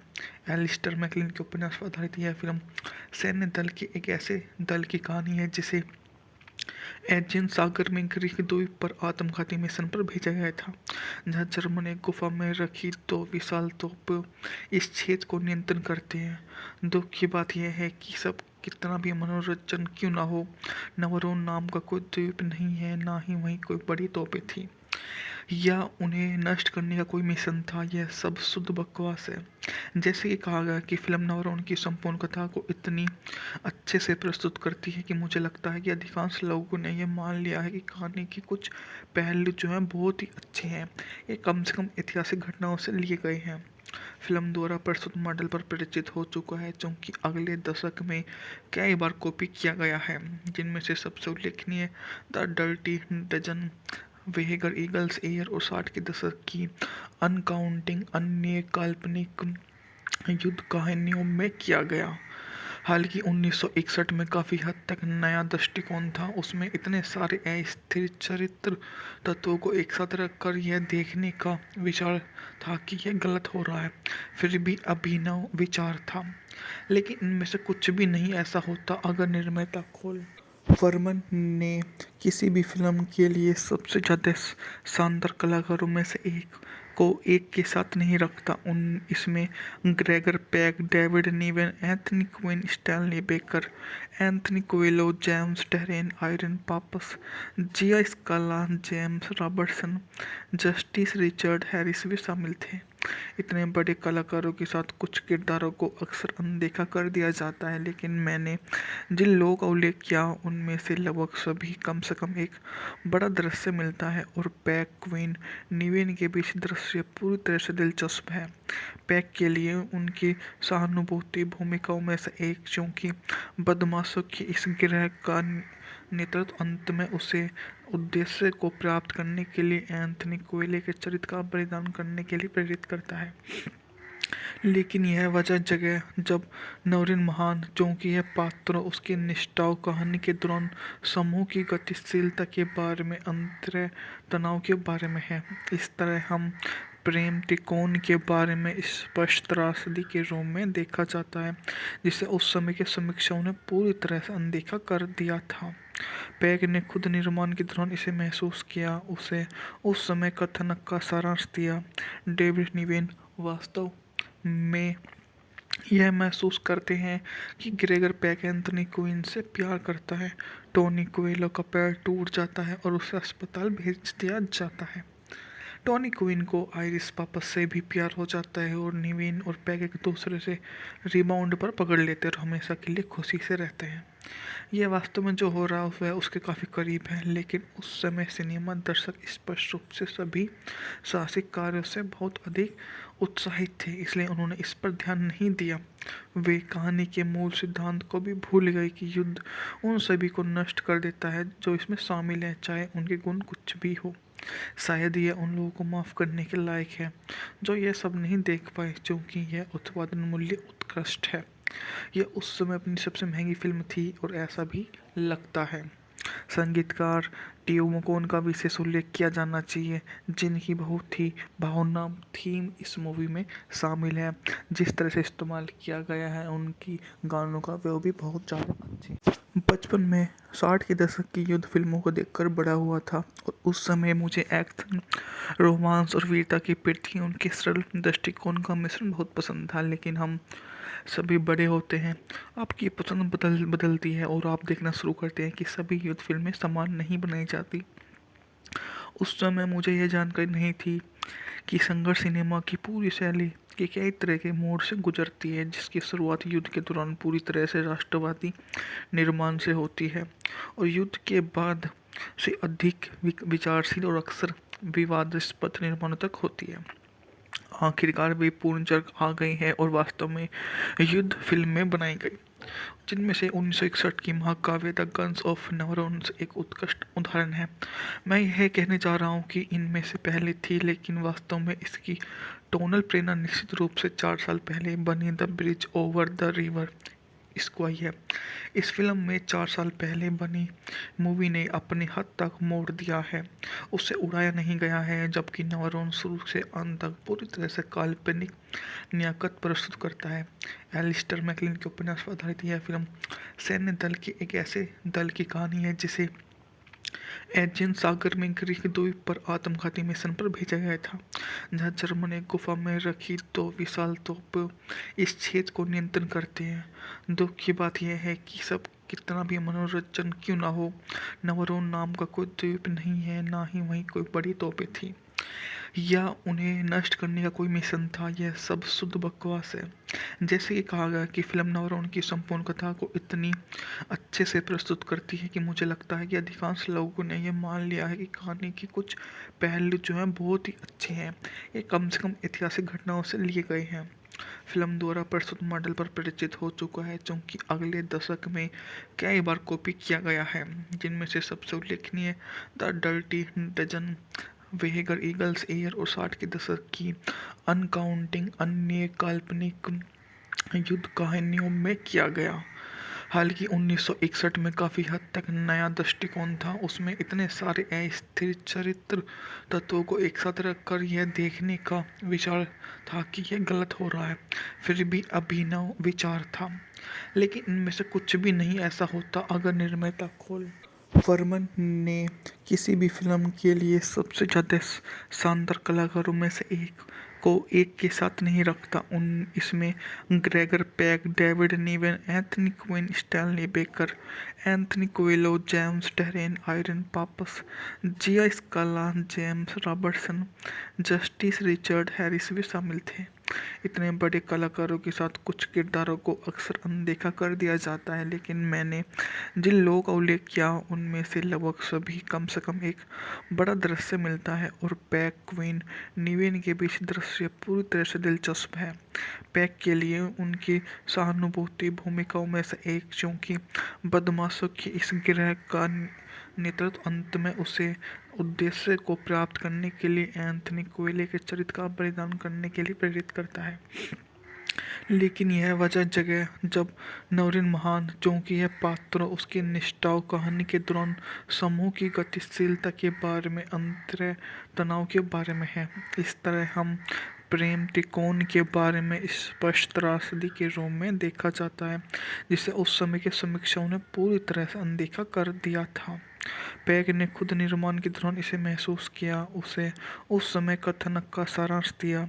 डेविड निवेन वास्तव में यह महसूस करते हैं कि ग्रेगर पैक एंथनी क्वीन से प्यार करता है।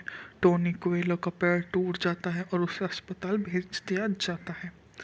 टॉनी क्वीन को आइरिस वापस से भी प्यार हो जाता है और निवीन और पैग एक दूसरे से रिबाउंड पर पकड़ लेते हैं और हमेशा के लिए खुशी से रहते हैं। यह वास्तव में जो हो रहा है वह उसके काफ़ी करीब है, लेकिन उस समय सिनेमा दर्शक स्पष्ट रूप से सभी साहसिक कार्यों से बहुत अधिक उत्साहित थे, इसलिए उन्होंने इस पर ध्यान नहीं दिया। वे कहानी के मूल सिद्धांत को भी भूल गए कि युद्ध उन सभी को नष्ट कर देता है जो इसमें शामिल हैं, चाहे उनके गुण कुछ भी हो।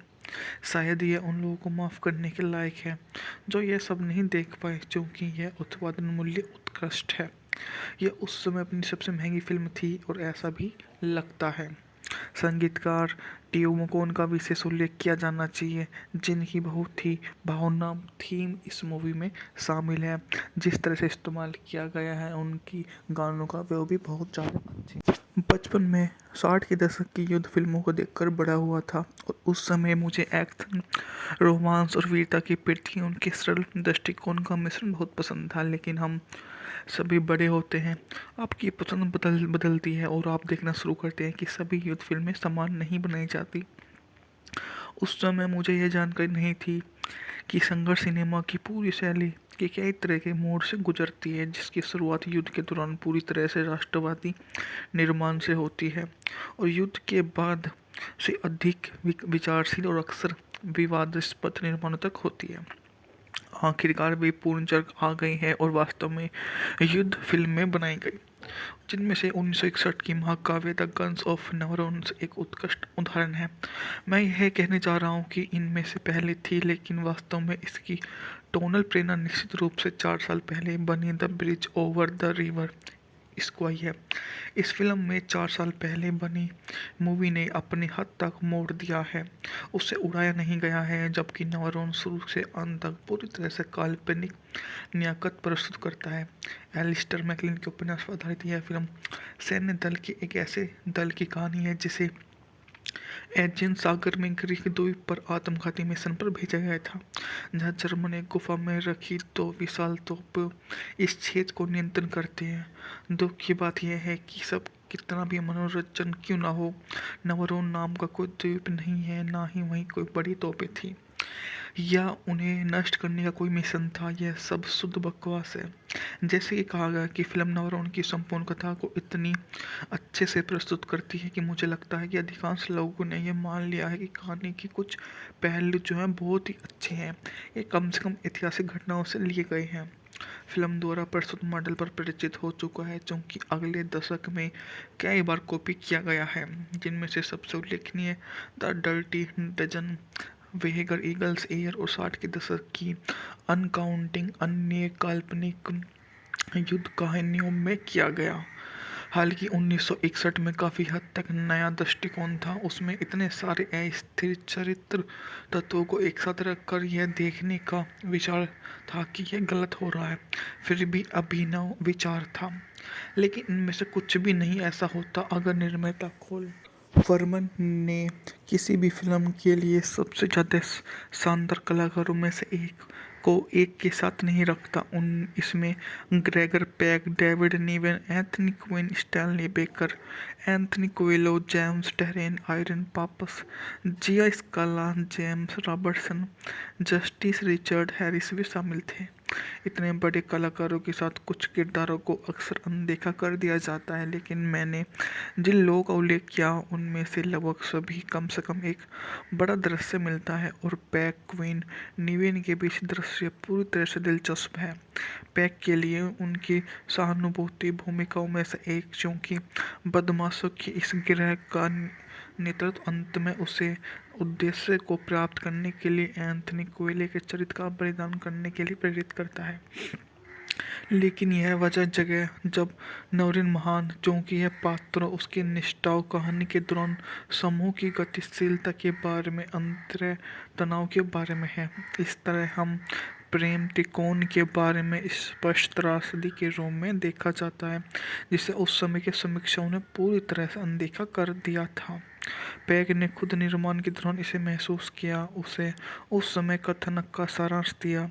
डेविड निवेन वास्तव में यह महसूस करते हैं कि ग्रेगर पैक एंथनी क्वीन से प्यार करता है। टोनी कोएलो का पैर टूट जाता है और उसे अस्पताल भेज दिया जाता है। टॉनी क्वीन को आइरिस पापस से भी प्यार हो जाता है और निवेन और पैग एक दूसरे से रिबाउंड पर पकड़ लेते हैं और हमेशा के लिए खुशी से रहते हैं। यह वास्तव में जो हो रहा है वह उसके काफ़ी करीब है, लेकिन उस समय सिनेमा दर्शक स्पष्ट रूप से सभी साहसिक कार्यों से बहुत अधिक उत्साहित थे, इसलिए उन्होंने इस पर ध्यान नहीं दिया। वे कहानी के मूल सिद्धांत को भी भूल गए कि युद्ध उन सभी को नष्ट कर देता है जो इसमें शामिल हैं, चाहे उनके गुण कुछ भी हो। शायद यह उन लोगों को माफ़ करने के लायक है जो यह सब नहीं देख पाए, क्योंकि यह उत्पादन मूल्य उत्कृष्ट है। यह उस समय अपनी सबसे महंगी फिल्म थी और ऐसा भी लगता है। संगीतकार टीओ मकोन का विशेष उल्लेख किया जाना चाहिए, जिनकी बहुत ही भावनात्मक थीम इस मूवी में शामिल है। जिस तरह से इस्तेमाल किया गया है उनकी गानों का, वो भी बहुत ज़्यादा अच्छी। बचपन में 60 के दशक की युद्ध फिल्मों को देखकर बड़ा हुआ था और उस समय मुझे एक्शन, रोमांस और वीरता की प्रति उनके सरल दृष्टिकोण का मिश्रण बहुत पसंद था। लेकिन हम सभी बड़े होते हैं, आपकी पसंद बदलती है और आप देखना शुरू करते हैं कि सभी युद्ध फिल्में समान नहीं बनाई जाती।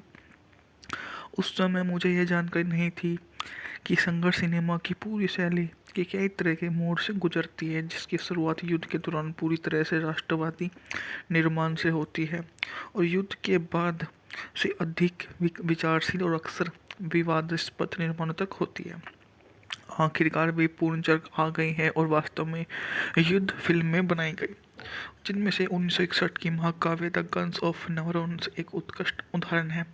मैं यह कहने जा रहा हूँ कि इनमें से पहले थी, लेकिन वास्तव में इसकी टोनल प्रेरणा निश्चित रूप से 4 साल पहले बनी the bridge over the river इसको आई है।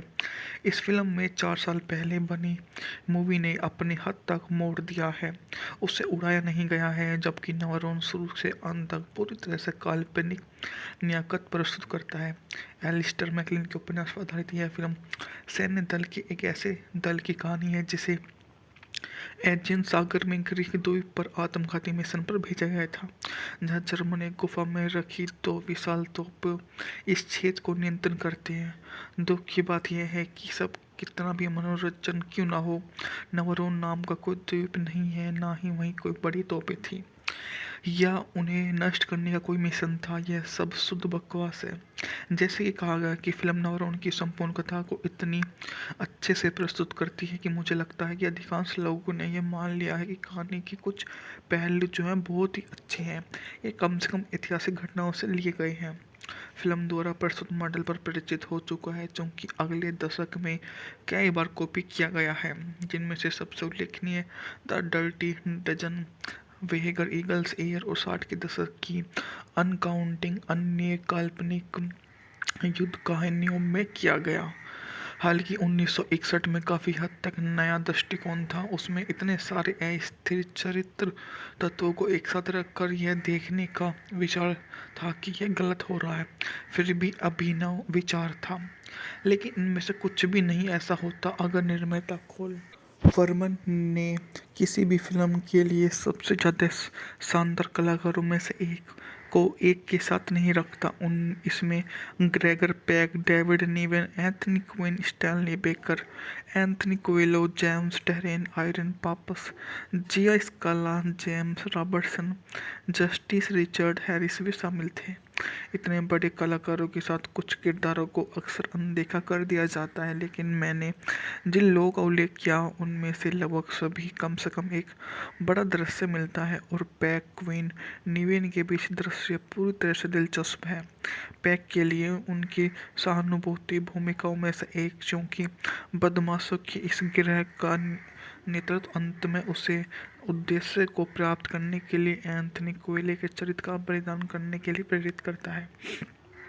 लेकिन यह वजह जगह जब नवरीन महान, क्योंकि यह पात्रों, उसके निष्ठाओं, कहानी के दौरान समूह की गतिशीलता के बारे में, अंतर तनाव के बारे में है।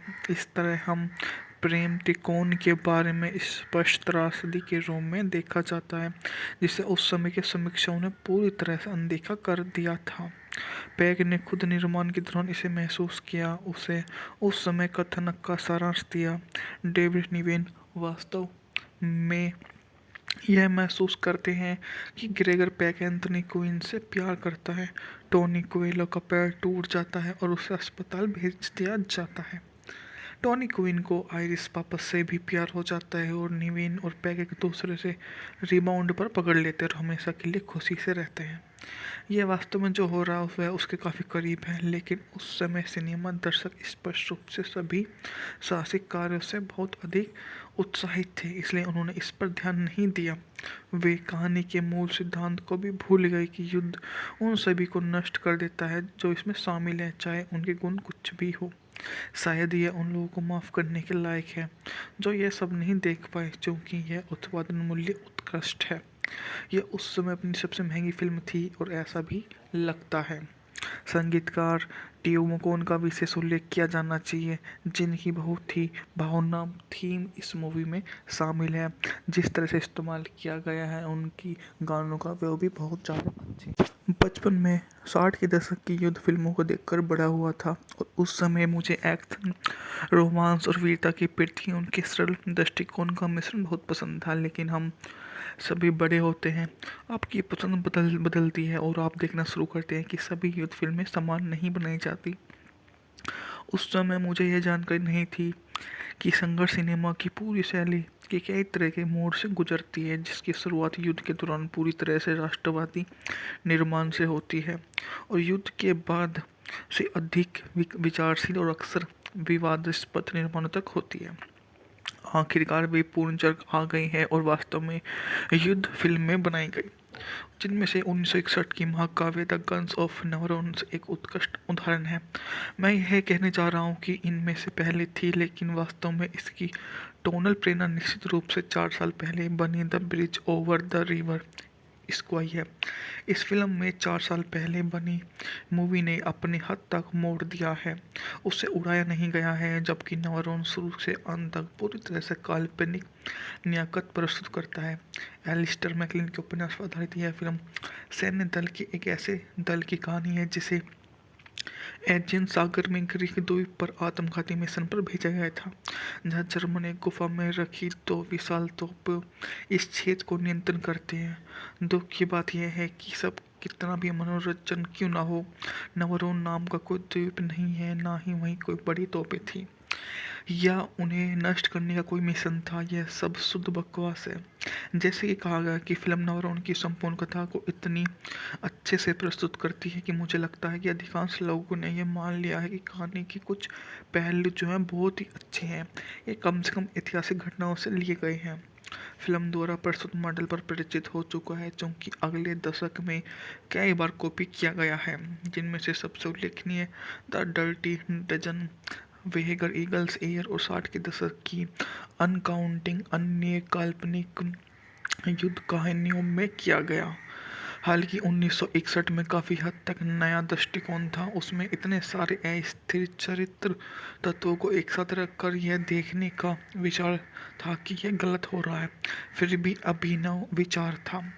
लेकिन इनमें से कुछ भी नहीं ऐसा होता अगर निर्माता खोल फरमान ने किसी भी फिल्म के लिए सबसे ज़्यादा शानदार कलाकारों में से एक को एक के साथ नहीं रखता।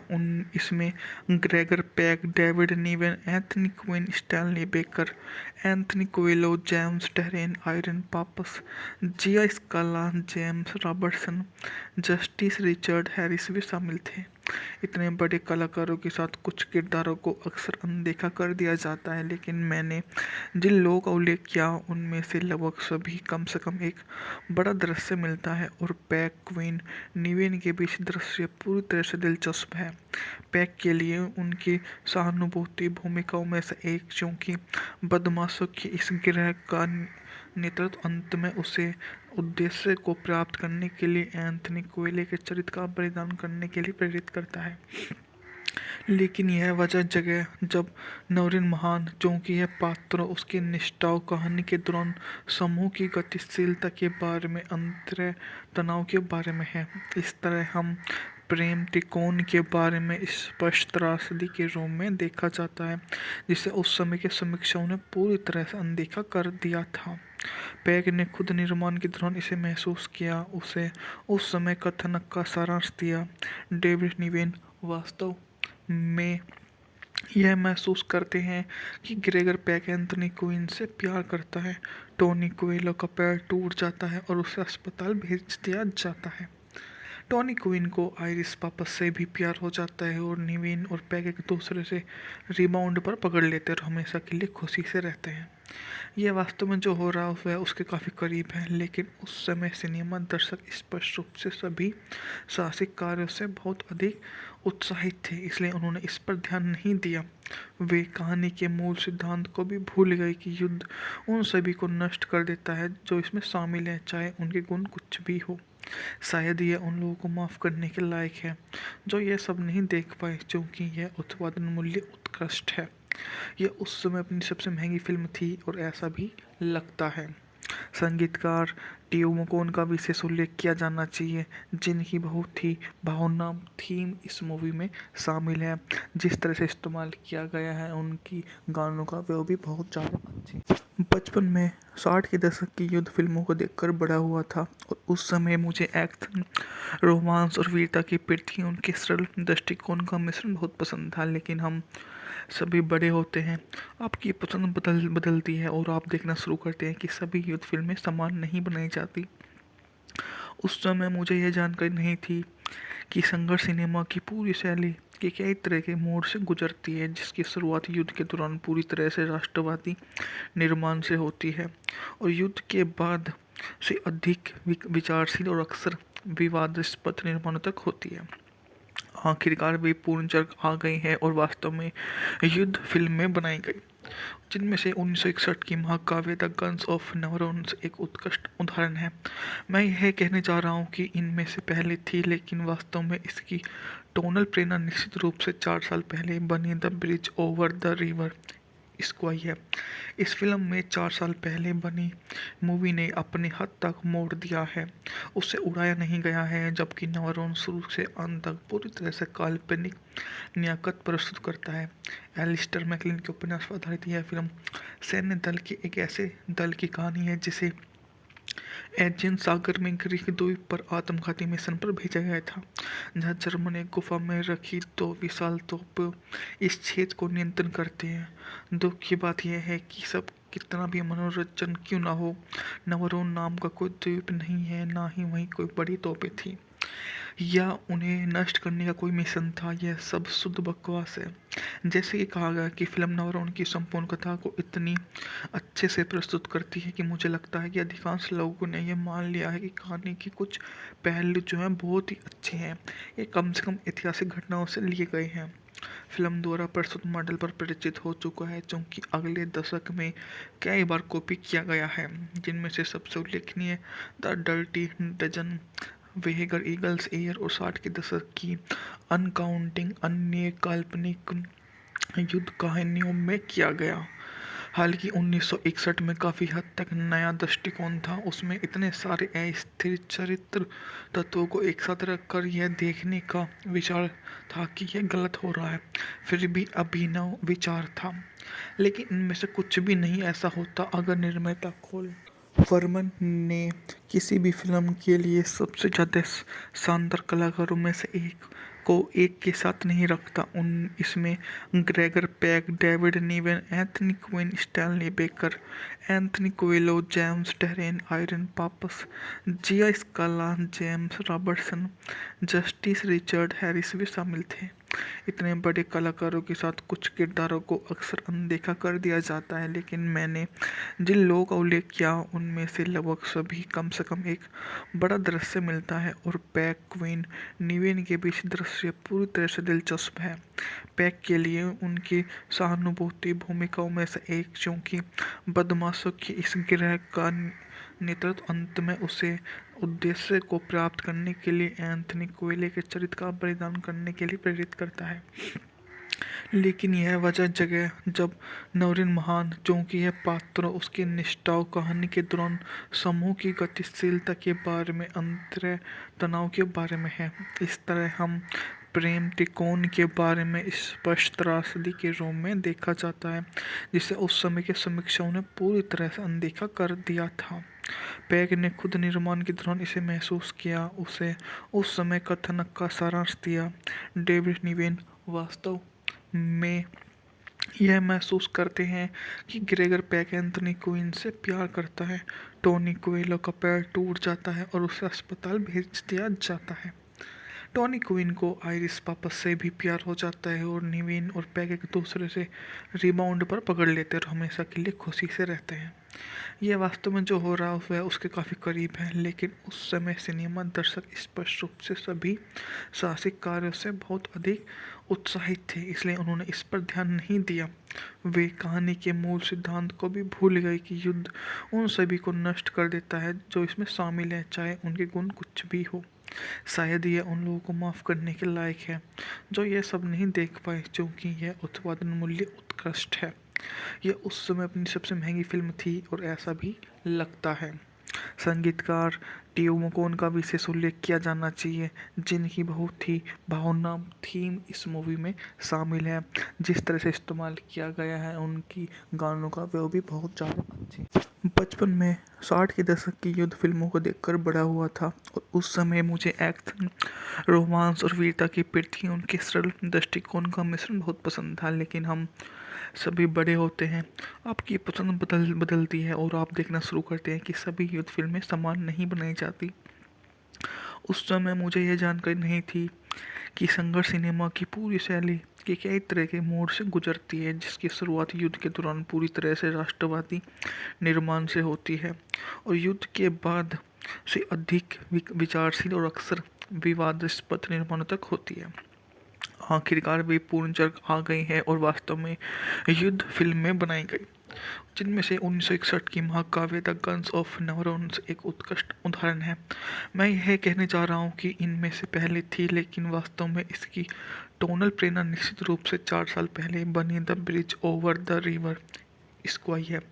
इस फिल्म में 4 साल पहले बनी मूवी ने अपनी हद तक मोड़ दिया है, उसे उड़ाया नहीं गया है, जबकि नेवरोन शुरू से अंत तक पूरी तरह से काल्पनिक नियाकत प्रस्तुत करता है। एलिस्टर मैकलिन के उपन्यास पर आधारित यह फिल्म सैन्य दल के एक ऐसे दल की कहानी है जिसे एजियन सागर में ग्रीक द्वीप पर आत्मघाती मिशन पर भेजा गया था, जहां जर्मन एक गुफा में रखी 2 विशाल तोप इस क्षेत्र को नियंत्रण करते हैं। दुख की बात यह है कि सब कितना भी मनोरंजन क्यों ना हो, नेवरोन नाम का कोई द्वीप नहीं है, ना ही वहीं कोई बड़ी तोपें थी या उन्हें नष्ट करने का कोई मिशन था। यह सब शुद्ध बकवास है। जैसे कि कहा गया कि फिल्म नेवरोन की संपूर्ण कथा को इतनी अच्छे से प्रस्तुत करती है कि मुझे लगता है कि अधिकांश लोगों ने यह मान लिया है कि कहानी के कुछ पहलू जो हैं बहुत ही अच्छे हैं, ये कम से कम ऐतिहासिक घटनाओं से लिए गए हैं। फिल्म द्वारा प्रस्तुत मॉडल पर परिचित हो चुका है, क्योंकि अगले दशक में कई बार कॉपी किया गया है, जिनमें से सबसे उल्लेखनीय the dirty Dozen, Where Eagles air और 60 के दशक की अनकाउंटिंग अन्य काल्पनिक युद्ध कहानियों में किया गया। हालांकि 1961 में काफ़ी हद तक नया दृष्टिकोण था, उसमें इतने सारे अस्थिर चरित्र तत्वों को एक साथ रखकर यह देखने का विचार था कि यह गलत हो रहा है, फिर भी अभिनव विचार था। लेकिन इनमें से कुछ भी नहीं ऐसा होता अगर निर्माता खोल फरमान ने किसी भी फिल्म के लिए सबसे ज़्यादा शानदार कलाकारों में से एक को एक के साथ नहीं रखता। इसमें Gregory Peck, David Niven, Anthony Quinn, Stanley Baker, Anthony Quayle, James Darren, Irene Papas, Gia Scala, James Robertson, Justice Richard Harris भी शामिल थे। इतने बड़े कलाकारों के साथ कुछ किरदारों को अक्सर अनदेखा कर दिया जाता है, लेकिन मैंने जिन लोगों का उल्लेख किया उनमें से लगभग सभी कम से कम एक बड़ा दृश्य मिलता है और पैक, क्वीन, निवेन के बीच दृश्य पूरी तरह से दिलचस्प है। पैक के लिए उनकी सहानुभूति भूमिकाओं में से एक, क्योंकि बदमाशों की इस गिरह का नेतृत्व अंत में उसे उद्देश्य को प्राप्त करने के लिए एंथनी कोएले के चरित्र का बलिदान करने के लिए प्रेरित करता है। लेकिन यह वजह जगह जब नौरिन महान, क्योंकि यह पात्रों, उसकी निष्ठाओं, कहानी के दौरान समूह की गतिशीलता के बारे में, अंतर तनाव के बारे में है। इस तरह हम प्रेम त्रिकोण के बारे में स्पष्ट त्रासदी के रूप में देखा जाता है, जिसे उस समय के समीक्षकों ने पूरी तरह से अनदेखा कर दिया था। पैक ने खुद निर्माण के दौरान इसे महसूस किया, उसे उस समय कथानक का सारांश दिया। डेविड निवेन वास्तव में यह महसूस करते हैं कि ग्रेगर पैक एंथनी क्वीन से प्यार करता है। टोनी कोएलो का पैर टूट जाता है और उसे अस्पताल भेज दिया जाता है। टॉनी क्वीन को आइरिस पापस से भी प्यार हो जाता है और निवेन और पैग एक दूसरे से रिबाउंड पर पकड़ लेते हैं और हमेशा के लिए खुशी से रहते हैं। ये वास्तव में जो हो रहा है वह उसके काफ़ी करीब है, लेकिन उस समय सिनेमा दर्शक स्पष्ट रूप से सभी साहसिक कार्यों से बहुत अधिक उत्साहित थे, इसलिए उन्होंने इस पर ध्यान नहीं दिया। वे कहानी के मूल सिद्धांत को भी भूल गए कि युद्ध उन सभी को नष्ट कर देता है जो इसमें शामिल है, चाहे उनके गुण कुछ भी हो। शायद यह उन लोगों को माफ़ करने के लायक है जो यह सब नहीं देख पाए, क्योंकि यह उत्पादन मूल्य उत्कृष्ट है। यह उस समय अपनी सबसे महंगी फिल्म थी और ऐसा भी लगता है। संगीतकार टियो मकोन का विशेष उल्लेख किया जाना चाहिए, जिनकी बहुत ही भावनात्मक थीम इस मूवी में शामिल है। जिस तरह से इस्तेमाल किया गया है उनकी गानों का, वो भी बहुत ज़्यादा अच्छे।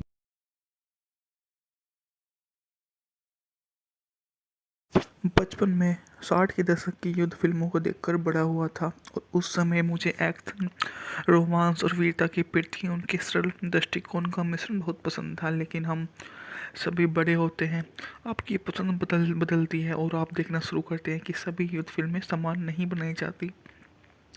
उस समय मुझे यह जानकारी नहीं थी कि संघर्ष सिनेमा की पूरी शैली के कई तरह के मोड़ से गुजरती है, जिसकी शुरुआत युद्ध के दौरान पूरी तरह से राष्ट्रवादी निर्माण से होती है और युद्ध के बाद से अधिक विचारशील और अक्सर विवादास्पद निर्माणों तक होती है। आखिरकार वे पूर्ण जग आ गई है और वास्तव में युद्ध फिल्में बनाई गई, जिनमें से 1961 की महाकाव्य द गन्स ऑफ नेवरोन्स एक उत्कृष्ट उदाहरण है।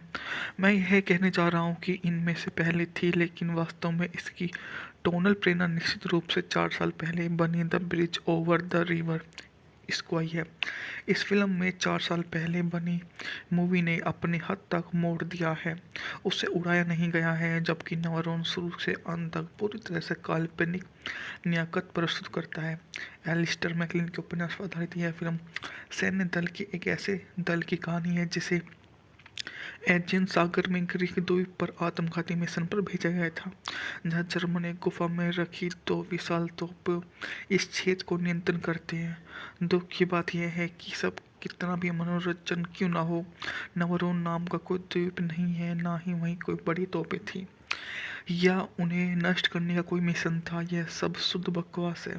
जैसे कि कहा गया कि फिल्म नवरोन की संपूर्ण कथा को इतनी अच्छे से प्रस्तुत करती है कि मुझे लगता है कि अधिकांश लोगों ने यह मान लिया है कि कहानी के कुछ पहलू जो हैं बहुत ही अच्छे हैं, ये कम से कम ऐतिहासिक घटनाओं से लिए गए हैं। फिल्म द्वारा प्रस्तुत मॉडल पर परिचित हो चुका है, क्योंकि अगले दशक में कई बार कॉपी किया गया है, जिनमें से सबसे उल्लेखनीय the dirty dozen, वेगर eagles air और 60 के दशक की अनकाउंटिंग अन्य काल्पनिक युद्ध कहानियों में किया गया। हालांकि 1961 में काफ़ी हद तक नया दृष्टिकोण था, उसमें इतने सारे अस्थिर चरित्र तत्वों को एक साथ रखकर यह देखने का विचार था कि यह गलत हो रहा है, फिर भी अभिनव विचार था। लेकिन इनमें से कुछ भी नहीं ऐसा होता अगर निर्माता खोल फरमान ने किसी भी फिल्म के लिए सबसे ज़्यादा शानदार कलाकारों में से एक को एक के साथ नहीं रखता। इसमें Gregory Peck, David Niven, Anthony Quinn, Stanley Baker, Anthony Quayle, James Darren, Irene Papas, Gia Scala, James Robertson, Justice Richard Harris भी शामिल थे। इतने बड़े कलाकारों के साथ कुछ किरदारों को अक्सर अनदेखा कर दिया जाता है, लेकिन मैंने जिन लोगों का उल्लेख किया उनमें से लगभग सभी कम से कम एक बड़ा दृश्य मिलता है और पैक, क्वीन, निवेन के बीच दृश्य पूरी तरह से दिलचस्प है। पैक के लिए उनकी सहानुभूति भूमिकाओं में से एक, क्योंकि बदमाशों की इस गिरह का नेतृत्व अंत में उसे उद्देश्य को प्राप्त करने के लिए एंथनी कोएले के चरित्र का बलिदान करने के लिए प्रेरित करता है। लेकिन यह वजह जगह जब नवरीन महान, क्योंकि यह पात्रों, उसकी निष्ठाओं, कहानी के दौरान समूह की गतिशीलता के बारे में, अंतर तनाव के बारे में है। इस तरह हम प्रेम त्रिकोण के बारे में स्पष्ट त्रासदी के रूप में देखा जाता है, जिसे उस समय के समीक्षकों ने पूरी तरह से अनदेखा कर दिया था। पैक ने खुद निर्माण के दौरान इसे महसूस किया, उसे उस समय कथानक का सारांश दिया। डेविड निवेन वास्तव में यह महसूस करते हैं कि ग्रेगर पैक एंथनी क्वीन से प्यार करता है। टोनी कोएल्हो का पैर टूट जाता है और उसे अस्पताल भेज दिया जाता है। टॉनी क्वीन को आइरिस पापस से भी प्यार हो जाता है और निवीन और पैग एक दूसरे से रिबाउंड पर पकड़ लेते और हमेशा के लिए खुशी से रहते हैं। यह वास्तव में जो हो रहा है वह उसके काफ़ी करीब है, लेकिन उस समय सिनेमा दर्शक स्पष्ट रूप से सभी साहसिक कार्यों से बहुत अधिक उत्साहित थे, इसलिए उन्होंने इस पर ध्यान नहीं दिया। वे कहानी के मूल सिद्धांत को भी भूल गए कि युद्ध उन सभी को नष्ट कर देता है जो इसमें शामिल हैं, चाहे उनके गुण कुछ भी हो। शायद यह उन लोगों को माफ़ करने के लायक है जो यह सब नहीं देख पाए, क्योंकि यह उत्पादन मूल्य उत्कृष्ट है। यह उस समय अपनी सबसे महंगी फिल्म थी और ऐसा भी लगता है। संगीतकार टियो मकोन का विशेष उल्लेख किया जाना चाहिए, जिनकी बहुत ही भावना थीम इस मूवी में शामिल है। जिस तरह से इस्तेमाल किया गया है उनकी गानों का, वो भी बहुत ज़्यादा अच्छे हैं। इस मूवी का म्यूजिक दिया है डिमिट्री टिमकिन ने। प्रोडक्शन कंपनी है हाई रोड प्रोडक्शन। मूवी को डिस्ट्रीब्यूट किया है कोलंबिया पिक्चर ने। मूवी की सिनेमाटोग्राफी दी है ओसवाल्ड मॉरिस ने। प्रोड्यूस की है कार्ल्स फोरमैन ने। यह मूवी बेस्ड थी the guns of Navarone. Alistair MacLean द्वारा स्क्रीन प्ले कार्ड फोरमैन द्वारा दिया गया था। इस मूवी की लेंथ थी 158 मिनट, जबकि कंट्री थी यूनाइटेड किंगडम और अमेरिका।